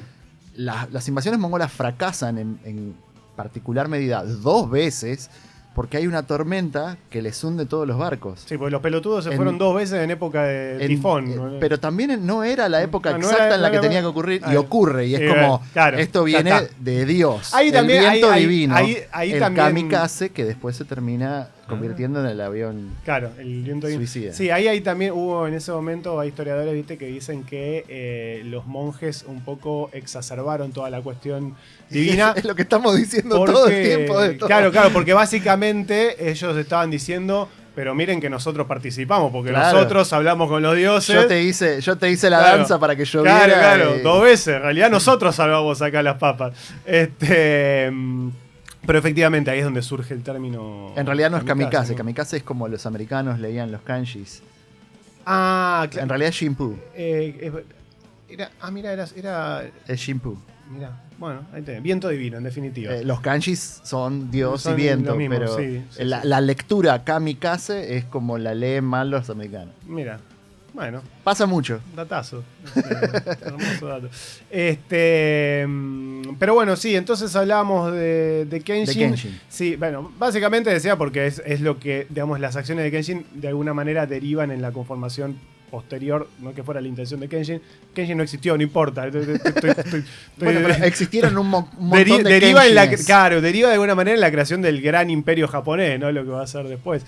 Pero bueno, sí, Kenshin es este personaje absolutamente fascinante. A mí me parece espectacular. Creo que es un personaje que resuena también mucho en Occidente porque tiene ciertas características que uno le podría llegar a atribuir al héroe occidental también, ¿no? De alguna manera. Si bien creo que es bien oriental, tiene esta cosa de la redención, esta cosa casi superheroica, de que es un tipo que es el mejor asesino que existe, no hay nadie superior a él, es invencible, y él, como penitencia por toda la gente que mató, que él la mató porque consideraba que era lo correcto para traer la modernidad a Japón. Sabía que era lo correcto y fue lo que hizo, lo logró. Fue lo que hizo. Cuando termina su trabajo, digamos, dice, yo no voy a matar nunca más a nadie. Se acabó, yo no quiero más sangre en mis manos. Y tiene toda esa cosa del camino de la redención que para mí lo vuelve un personaje muy querible, pero a la vez muy matizado. Porque tiene esta cosa que el tipo era jodido, boludo. Era un tipo jodido. Pero vos lo ves después, más de grande, y es un copado, es un buenazo, ¿viste? Y tiene esa cosa fascinante que el tipo usa una katana que tiene el filo invertido. Y a mí lo que me encanta es que, en realidad, cuando vos ves las peleas posteriores que tiene Kenshin en lo que es el presente del manga, ¿no? Porque su época de asesino está narrada en flashbacks. Es una precuela que sucede mucho hacia el final del manga. Cuando ves esas peleas, en realidad Kenshin a los enemigos los mató 40 veces cuando pelea. O sea, si el tipo matara, cuando pelea contra los más grosos después, hubiese ganado las peleas mucho antes. Pasa que, claro, como no los mata, les pega, y bueno, claro. Entonces, es que ya el acto es como Batman, de desenvainar una espada que no tiene el filo del lado adelante te frena completamente O sea, el tipo está jugando en desventaja. No es solo que la espada no corta. Claro. Es mucho más profundo el hecho de tener... Porque no es una espada sin filo. Una espada con filo para mi lado. Claro. Sí. Entonces, cuando yo desenvaino, si tengo el lado chato del lado del filo, eso frena todo el acto de desenvainar. Él es un experto en el desenvaine, que es esa cosa de ni siquiera saco la espada, claro. Y se acabó. Sí. Son muy, muy lindo manga. ¿Lo tradujiste vos? Sí, ese fue como mi cosa, mi sueño, porque yo conocí a Kenshin antes de entrar en Ibrea incluso, porque compraba el Shonen Jump para leer Dragon Ball. Conseguíamos, esto estoy hablando del 93, o sea, olvídate de que existiera el internet. Esto era encontrar una librería japonesa que traía el Shonen Jump a pedido. Te lo traía una vez llegaron 19 tomos, pero lo traía y con eso estábamos al día con Dragon Ball, porque era como, ¿qué está pasando con Majin Buu? Que no había forma de saber las cosas, como a uno que era fan no tenía forma de acceder a las series. Y ahí fue, obviamente tenés el Shonen Jump, voy a leer todo el Shonen Jump. Yo lo compraba por Dragon Ball nomás, pero y ver Kenshin te explota la cabeza de esto es lo mejor que había en mi vida. Y era un Shonen Jump que vos hoy lo pensás y decís Tsubasa, Slam Dunk, Kenshin, era la época de oro absoluta, sí. De lo que el manga clásico que hoy se conoce como. Sí. A mí me parece un personaje fantástico, Kenshin, y es muy, él incluso quería hacerlo más oscuro y más grande. Creo, pero como que le bajaron un toque. Era un manga shonen para el por Shonen eso, Jump, como le dijeron, mira, esto esto lo van a leer chicos, adolescentes, qué sé yo, bajémosle un toque. Lo más interesante de los primeros tomos de Kenshin, sobre todo, es como él presenta toda la situación sociopolítica de la época, con la revolución ya habiendo ganado hace 10 años y ya está todo establecido. Y ¿quiénes ganan la revolución? Los mismos tipos que estaban peleando. Entonces, esos ahora son la casta, son los dueños de la policía, son los dueños del ejército, porque se dividieron así, como para el clan tal va al ejército, para el clan tal va la policía. No era, a ver quién quiere ser policía, venga, pida. Se mantuvieron esa cierta estructura samurái escondida dentro del ejército, de la policía, de los escuadrones especiales dentro de la policía y muchas otras cosas. Y Kenshin aparece como una figura para poner en evidencia todas esas injusticias del nuevo modelo supuestamente democrático y social y todo, que no... Esto es por lo que peleamos, por esto maté toda esta gente. Exactamente. O sea, esas cosas son muy interesantes. Y de vuelta tiene esta cuestión de... y que se cruza con un montón de figuras históricas. Sí, absolutamente. Y a mí algo que me parece espectacular, que a mí bueno, por una cuestión personal capaz me parece muy lindo, es como, para mí Kenshin es como un cómic de superhéroes con samurái, porque tiene mucho, porque tiene mucho esa cosa, son tipos samurái que tienen superpoderes básicamente. Absolutamente. Y también Watsuki tiene influencias de cómic yankee, ¿no? Él ha dicho, ¿no? Que por ejemplo la capa de Seijuro Hiko está inspirada en Spawn, Hanya estaba inspirado en Wolverine. Eso es algo que yo pude hacer en esa época también, que era poner imágenes de Spawn y de Wolverine en las aclaraciones. Claro, eso lo hiciste vos, claro, eso lo vi yo en su momento, entonces porque lo pusiste vos, claro. Pero era eso, cuando él en los textos del medio, él te dice, bueno, yo acá este personaje lo diseñé así, y obviamente me inspiré en el hack de EarthX, me inspiré en Gambit, me inspiré en tal, y vos ves los diseños clavados, o sea, los trajes, las capas, pero los hace propios. Los hace propios, sí. Pero digo, está la influencia. En ningún lado decís, está robado. No, y está bueno porque tiene esa cosa del contexto histórico, de que respeta la cuestión histórica, pero mete cosita que lo hacen, que le dan ese gustito a manga shonen. Vos tenés figuras históricas que de repente aparecen y le dicen, por favor, Kenshi, por fin te encontré, vos sos un héroe, tenés que tener un cargo público. No, yo no quiero saber nada con este gobierno porque acá ustedes están fallando acá, ustedes están haciendo esto, esta es una tramoya, yo no quiero saber nada. Y el tipo después muere, uno sabe que él muere asesinado por tal y tal en tal cosa. Pero no, en realidad el malo de la trama es el que lo mata y los asesinos después se encuentran con el cadáver y dicen, lo matamos nosotros. Sí. O sea, tiene un montón de historia alternativa. Sí, te muestra lo que realmente pasó. Está detrás de la historia real. Bien, entonces tiene esos guiños históricos que para la gente que vive esa historia es mucho más. Sí, bueno, para los japoneses, rico, ¿no? Que en definitiva. Claro, por eso las aclaraciones son tan importantes en Kenshin. Escucha, me acordé la pregunta que te quería hacer cuando estábamos hablando de Vagabond, así que traigo un pequeño asterisco antes de pasar a lo siguiente. Era, ¿cómo está vendiendo Vagabond? Vagabond, y por lo que las referencias que tengo incluso del blog de Ibrea, es uno de los mangas más vendidos del último mes. ¿Habrá tenido algo que ver el campeón mundial Nicolás Tagliafico? Gran fan de Vagabond, impresionante. Es muy fan de los samuráis y le gusta el manga, pero es muy fan de los samuráis. Tipo, si lo ves en sus vivos, tiene siempre cosas temáticas verle samurai. En vivo y decir, tiene un Vagabond, no lo puedo creer. Sí, le gusta mucho Vagabond y Dragon Ball, sé que le gusta mucho. Bueno, después me queda otra obra que me parece interesante mencionar, que se está publicando también actualmente en la competencia. ¿Podemos hablar de la competencia? Absolutamente. No hay problema. Sí. Que la está publicando Omnipress, que es La Espada del Inmortal. ¿Qué me contás, Dani? Y la verdad que fue así como Vagabond, otro, de alguna manera, sueño de determinados lectores que queríamos tener a mano de este tipo de obras. Y ahí de nuevo, a mí se me escapan algunas cosas, o casi todas, de lo que tiene que ver con la historia de Japón, pero por lo que tengo entendido, Espada del Inmortal diría un cachito antes de Kenshin. Bastante antes. Sí, Creo sí. que es principios del Edo. Ah, es principio. No. Yo no, me parece que es un periodo, es un momento indeterminado del. Bueno, pero del es durante periodo el sí, shogunato, sí, lo es. Cuando el periodo de paz, entre comillas. Sí. Okay. Sí, es ahí. Yo lo que recuerdo es que alguno de los personajes tiene esta idea de como que el samurái es una figura perimida, habría que eliminar, no cumple ninguna función, contra aquellos que desde la falta de casta y la falta de trabajo dicen no, es la identidad japonesa, la identidad es el esgrima. Espada del Inmortal es un manga que, si no recuerdo mal, es de mediados de los 90. Yo lo que recuerdo es que es anterior a Naruto, porque el autor de Naruto en algún lugar leí que dijo que yo pensaba hacer una de samurái, pero después de Espada del Inmortal mejor hago una de ninja. No voy a hacer algo mejor que esto.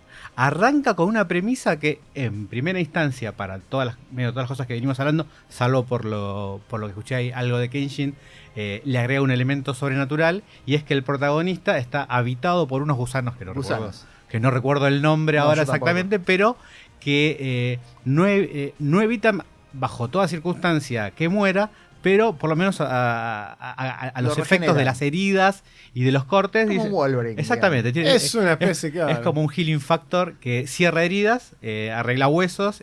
Claro, pero le cura cualquier cosa, o sea, porque le puede... en la cabeza. Claro, si le cortan una mano y se la tiran por un barranco y él va a buscar la mano, la agarra y se la pone, se le cura. Pero no le crea una mano nueva. No le crea una mano nueva. Claro.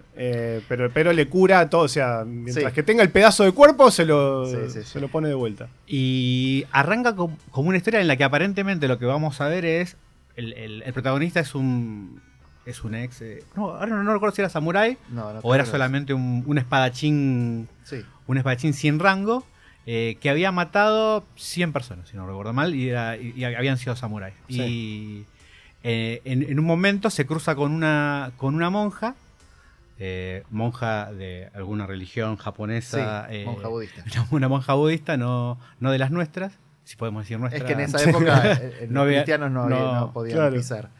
Y esta monja, como maldición bendición, lo inocula con estos gusanos para que después de haber cometido los pecados que cometió, no pueda tener la muerte honorable. La muerte honorable, o ningún tipo de muerte que lo libre de sus remordimientos. Y en el medio nos encontramos con varias circunstancias que a lo que nos llevan es a explorar una situación en la que el conflicto termina siendo no si él se va a redimir o no se va a redimir, sino es, como decíamos, cuál es la identidad del guerrero japonés y si es una figura que vale la pena ser mantenida o no. En un momento entran en escena los miembros de un dojo que son el Ito Ryu, por lo que recuerdo, y no sé qué vinculación tendrá con Itogami, o si simplemente son palabras que se repiten o se son diferentes referencian. kanjis, en realidad. Okay. Yo era fan acérrimo de Espada del Inmortal en mi época de colector de manga solamente. Sí, tiene esto lo que te digo, son escuelas, no son clanes en guerra ni nada, son un Ryu contra otro Ryu que son filosofías, básicamente. Unos dicen hay que hacer lo que sea para ganar, que son los de este Ito Ryu, que es como lo único que importa es ganar. No es el Ito Ryu un solo espadazo, un solo... eso es más, digamos, metafísico, más filosófico, de lo lindo, de un solo espadazo es lo que hace falta. Estos son, no es un espadazo, no. Si vos tenés una guadaña atada a una cuerda y con eso le ganás a cualquiera, eso es lo que hay que usar. Usá la guadaña. Sí.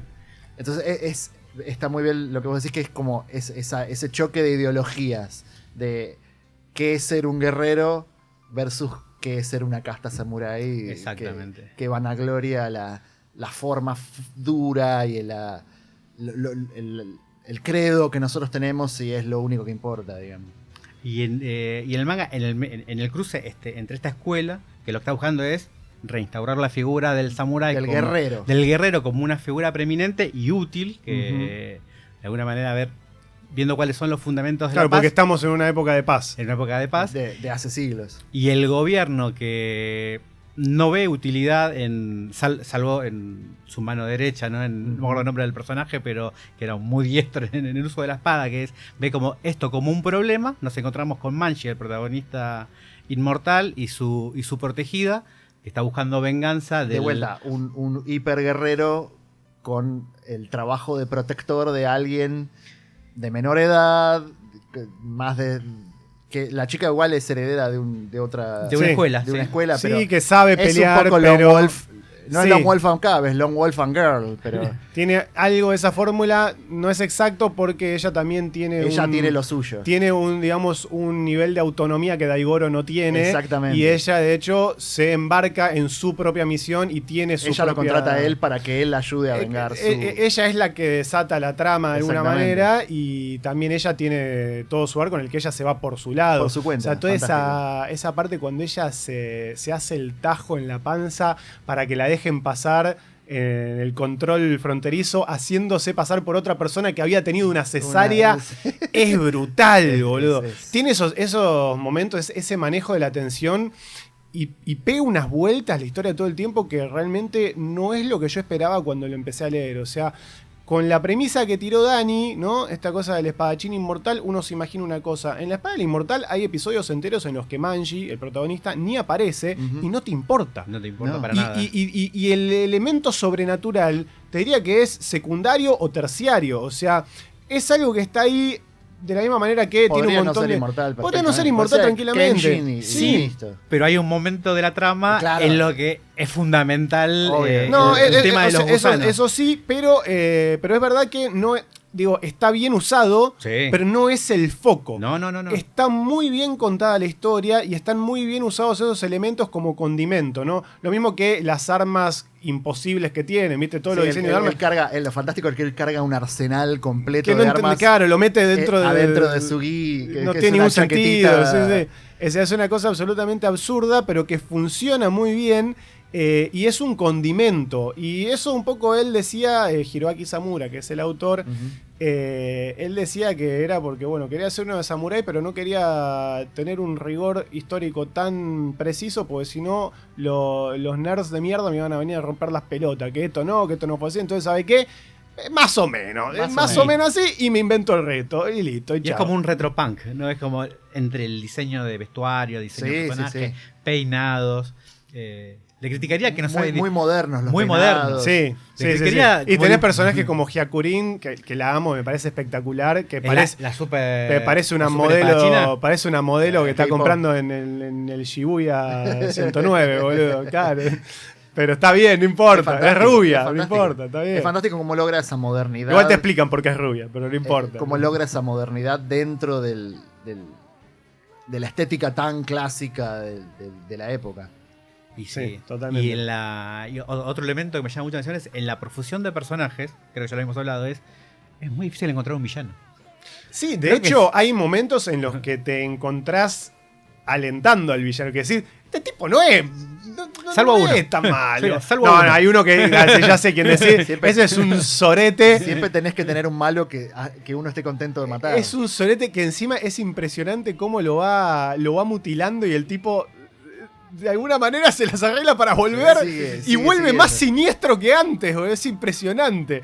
Pero el que supuestamente es el villano principal, pues hay momentos en el que lo bancás bastante, lo entendés, está muy bien desarrollado, como que hasta decís, no quiero que le vaya mal a este tipo, no sé. Bueno, es que es lo que siempre pasa cuando vos planteás un conflicto de filosofías, no un malo que quiere ser malo porque ¡muajaja! Sino que es alguien que cree lo que cree. Como, Claro. no sé, Thanos, por ejemplo, en las películas de Marvel. Es malo, pero el tipo él está tratando de hacer el bien dentro de su cabeza. Dentro de su lógica, claro. Entonces, eso es lo que lo vuelve interesante. Sí. No, los personajes están muy matizados e incluso este personaje que decimos que es como una encarnación del mal directamente, también está bien enfocado desde un punto... O sea, es un tipo perverso, pero está bien caracterizada esa perversión como algo de alguna manera matizado. O sea, el tipo también tiene su filosofía, digamos, ¿no? Entonces me parece que eso es muy interesante. Nada, La Espada del Inmortal me parece una gran obra, se está publicando actualmente en el país. Sí, iba a decir, lo único que le criticaría a Samura es que no sabe dibujar viejos. Ah, Los viejos es parecen verdad. tipos de 20 años con un bigote Es pegado. verdad. Eso- pintado, pintado de después blanco. Pero después las cosas que logra gráficamente es increíble. Pero tiene un espectacular. estilo muy particular que parece hecho en lápiz. sí. Sí, Si Vagabond es pincel, Mugen no Espada del Inmortal es lápiz. Es fantástico. sí. Sí, bueno, él dice también que quería contar una historia, que si algunas partes están en otro estilo, más o menos, no importa, que eso no importa. Que fluya. Ya está. No, la verdad que está muy bien contado, dibuja muy bien. Es excelente. La historia está muy bien pensada y me fascina cómo el tipo todo el tiempo te lleva por lugares que vos no te esperabas. O sea, eso es realmente muy fascinante. Lo recomiendo de vuelta, se está publicando actualmente. No sé qué tal está yendo, Dani. Bien. Normal, teniendo en cuenta sobre todo los valores actuales. ¿Le va a estar yendo bien? Normal. Bien. Bueno, por último quería hacer un pequeño viaje a Occidente, ¿no? Y cómo de alguna manera todas estas cosas que estuvimos hablando llegan. Particularmente durante los 80, me parece que sería interesante mencionar algunas obras que se desprenden un poco de varias de las cosas que estuvimos mencionando. Estuvimos hablando de Frank Miller. ¿Qué hace Frank Miller en los 80, Dani? ¿Te acordás? Y ahí está un poquito antes. Ya en su run de Daredevil uno ya puede empezar a ver las Pero influencias. principio de los 80. Y arranca 79, pero debe haber sido para 80, Pero cuando él está 81. escribiendo, no, 81, ¿eh? 80, 81. Y ¿O ahí- 79? Para mí es 80, Arranca en ¿eh? el 79, si no recuerdo mal. pero a dibujar. A dibujar, pero empieza a escribir al mismo sí. tiempo y ya al toque aparece Electra Claro. con todo el trasfondo de la mano. Los ninjas, esto que ahora me vengo a enterar que nunca hubo ninjas. Hubo, pero no hubo. Usted me entiende. Pero sobre todo lo que uno empieza a ver es cómo cambia la manera de apropiarse de la página en un autor. En un autor y cómo eso, a través de ese autor empieza a cambiar de alguna manera la manera de expresarse gráficamente. Sí, ahí en Daredevil se empieza a ver el Miller que va a hacer después, ¿no? Exacto. Y en esa época él está investigando todo lo que tiene que ver con Japón, se nota que se está fascinando con eso y se vuelve absolutamente fanático de Lone Wolf and Cub, justamente. Exacto. Y como decimos, termina haciendo las portadas. Que por lo que entiendo en esa época era como uno que si agarro un tomo japonés solamente puedo leerlo gráficamente. Claro, sí, absolutamente. Pero ya de esa perspectiva, si vos agarrás la Daredevil 158 debe ser la primera y la 190, 190 y pico, alguna de las últimas, también que lo ayuda Klaus Jansson, que es un socio necesario, creo, para evaluar esas transiciones. El estilo cambia y de nuevo es yendo a algo que decía más temprano, es con Kojima en el horizonte y sobre todo se ve plasmado en Ronin, que creo que cada tanto uno hace la encuesta con Ronin, che, ¿leíste Ronin? Sí, ¿te gustó? No sé. ¿Qué te pareció gráficamente? Espectacular. Sí, absolutamente. No, Ronin a mí, yo me acuerdo que la leí cuando tenía tipo 15 años y lo que entendí me gustó. Pero Exacto. a mí me gustó mucho. De grande entiendo un poco más lo que fue, digamos, fundamentalmente por lo que se le nota la influencia. Y ¿no? ya dentro de la obra tenés una fantasía samurái.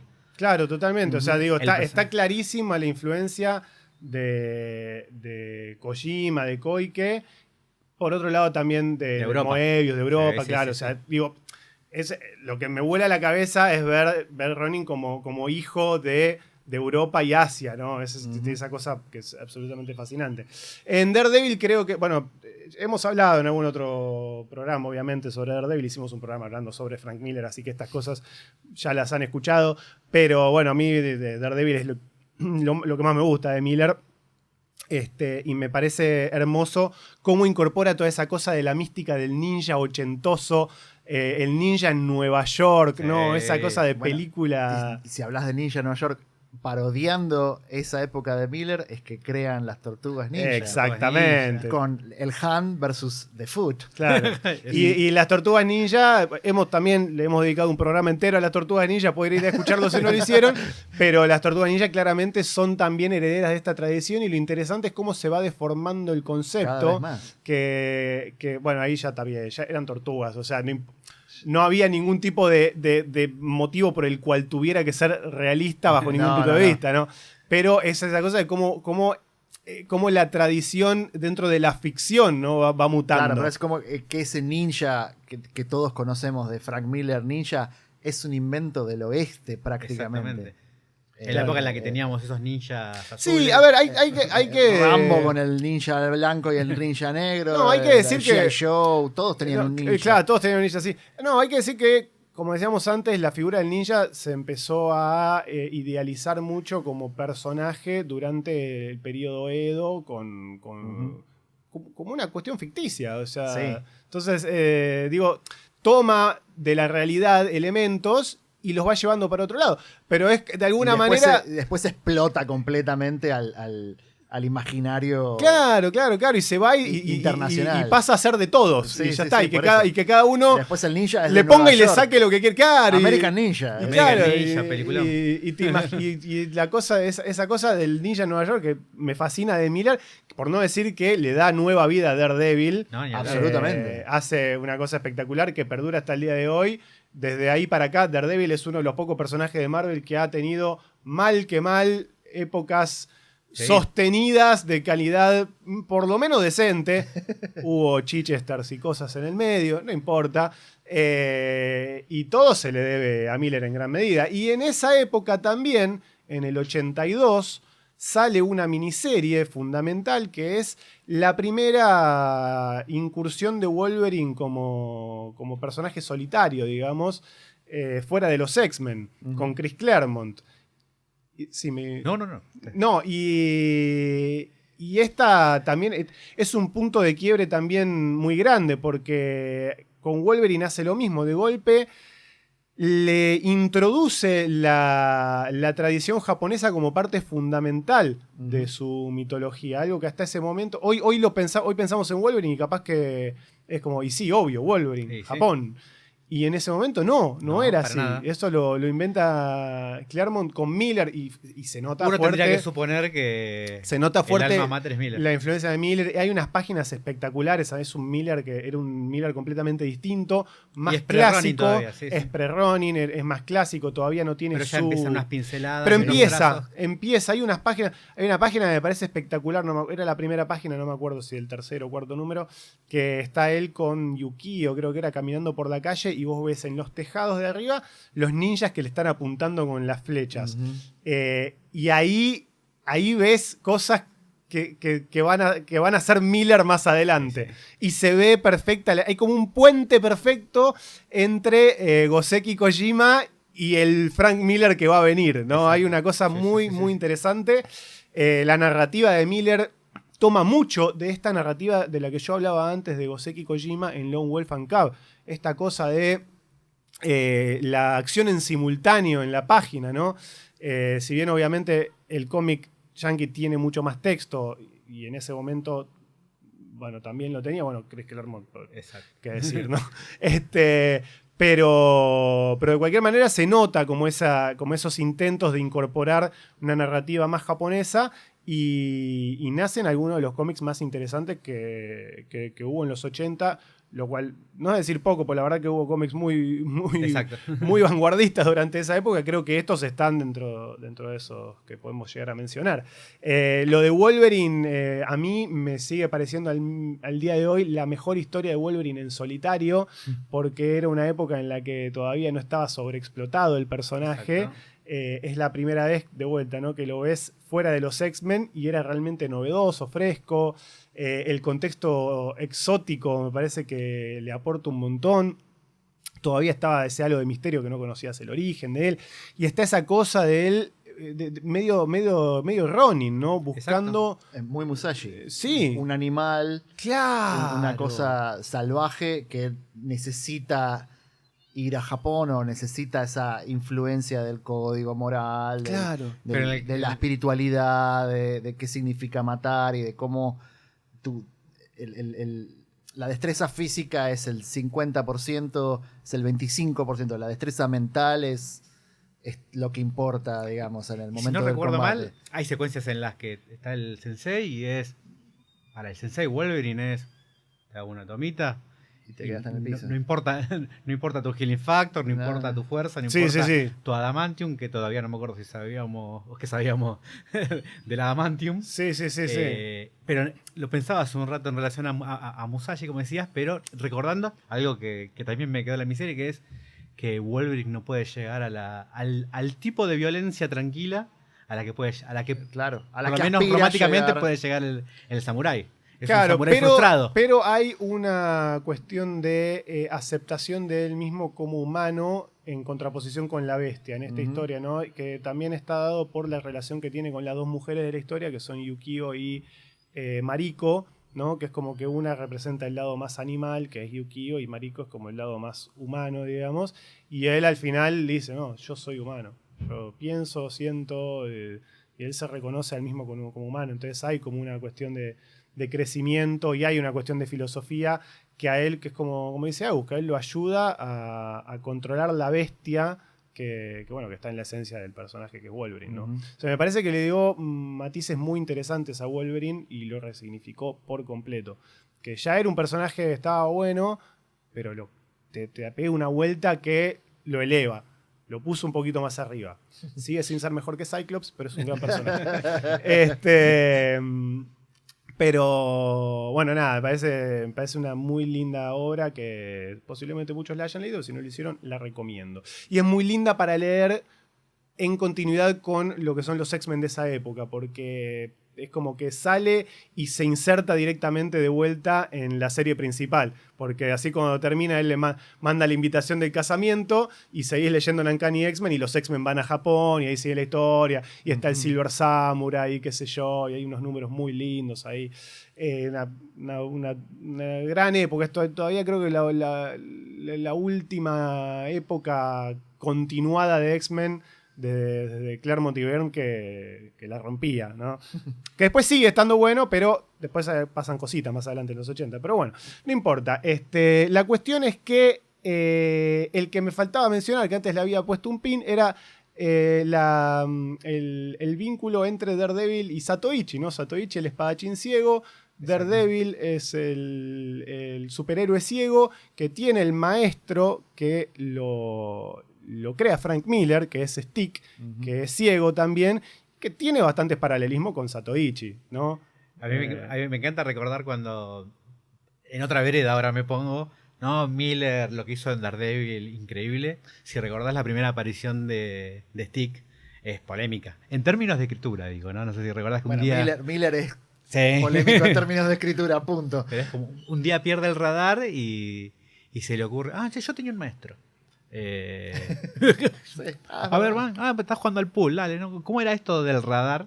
Pero sí, no, igual lo que mete Miller ahí, en lo que hablamos, en esta figura del ninja es fantasioso, ¿no? Pero el sensei, pero después cuando empieza a meter la mano, los otros maestros, la roca, la piedra, yo qué sé, era lo que estaba no sé si decirlo de moda, pero a lo que estábamos acostumbrados en aquel momento, creo. En el cine, en la tele. Bueno, más allá de eso, si Zatoichi tuvo influencia en la creación de Daredevil, no lo sé. Sí salió un año antes que Daredevil. Pero, para ser justos con Jack Kirby, en ese momento no necesariamente... Es muy posible que nadie hubiese escuchado de Zatoichi en Estados Unidos, así que... que es posiblemente una casualidad, no lo sé. Aunque tratándose de Stan Lee, quién sabe. Bueno, hemos hecho entonces un recorrido por Oriente, por la historia de Japón. Esperamos que les haya gustado, esperamos que los haya motivado a leer algo nuevo. Dani, muchísimas gracias por venir. Por nada. Si Nico. quieren conocer a Dani, pueden visitarlo en sector 2814, donde van a poder conseguir todas estas cosas de las que estuvimos hablando y más. Seguramente. Y Agus, muchísimas gracias por venir también. No, por favor, a vos por la invitación. Y si quieren leer a Agus, vayan a comprar un manga que posiblemente 50%. hay chances de que se encuentren con su trabajo. Y a todos los que están del otro lado, les agradezco como siempre por acompañarnos y nos estaremos encontrando en alguna futura entrega de Tierra X, donde converge el multiverso.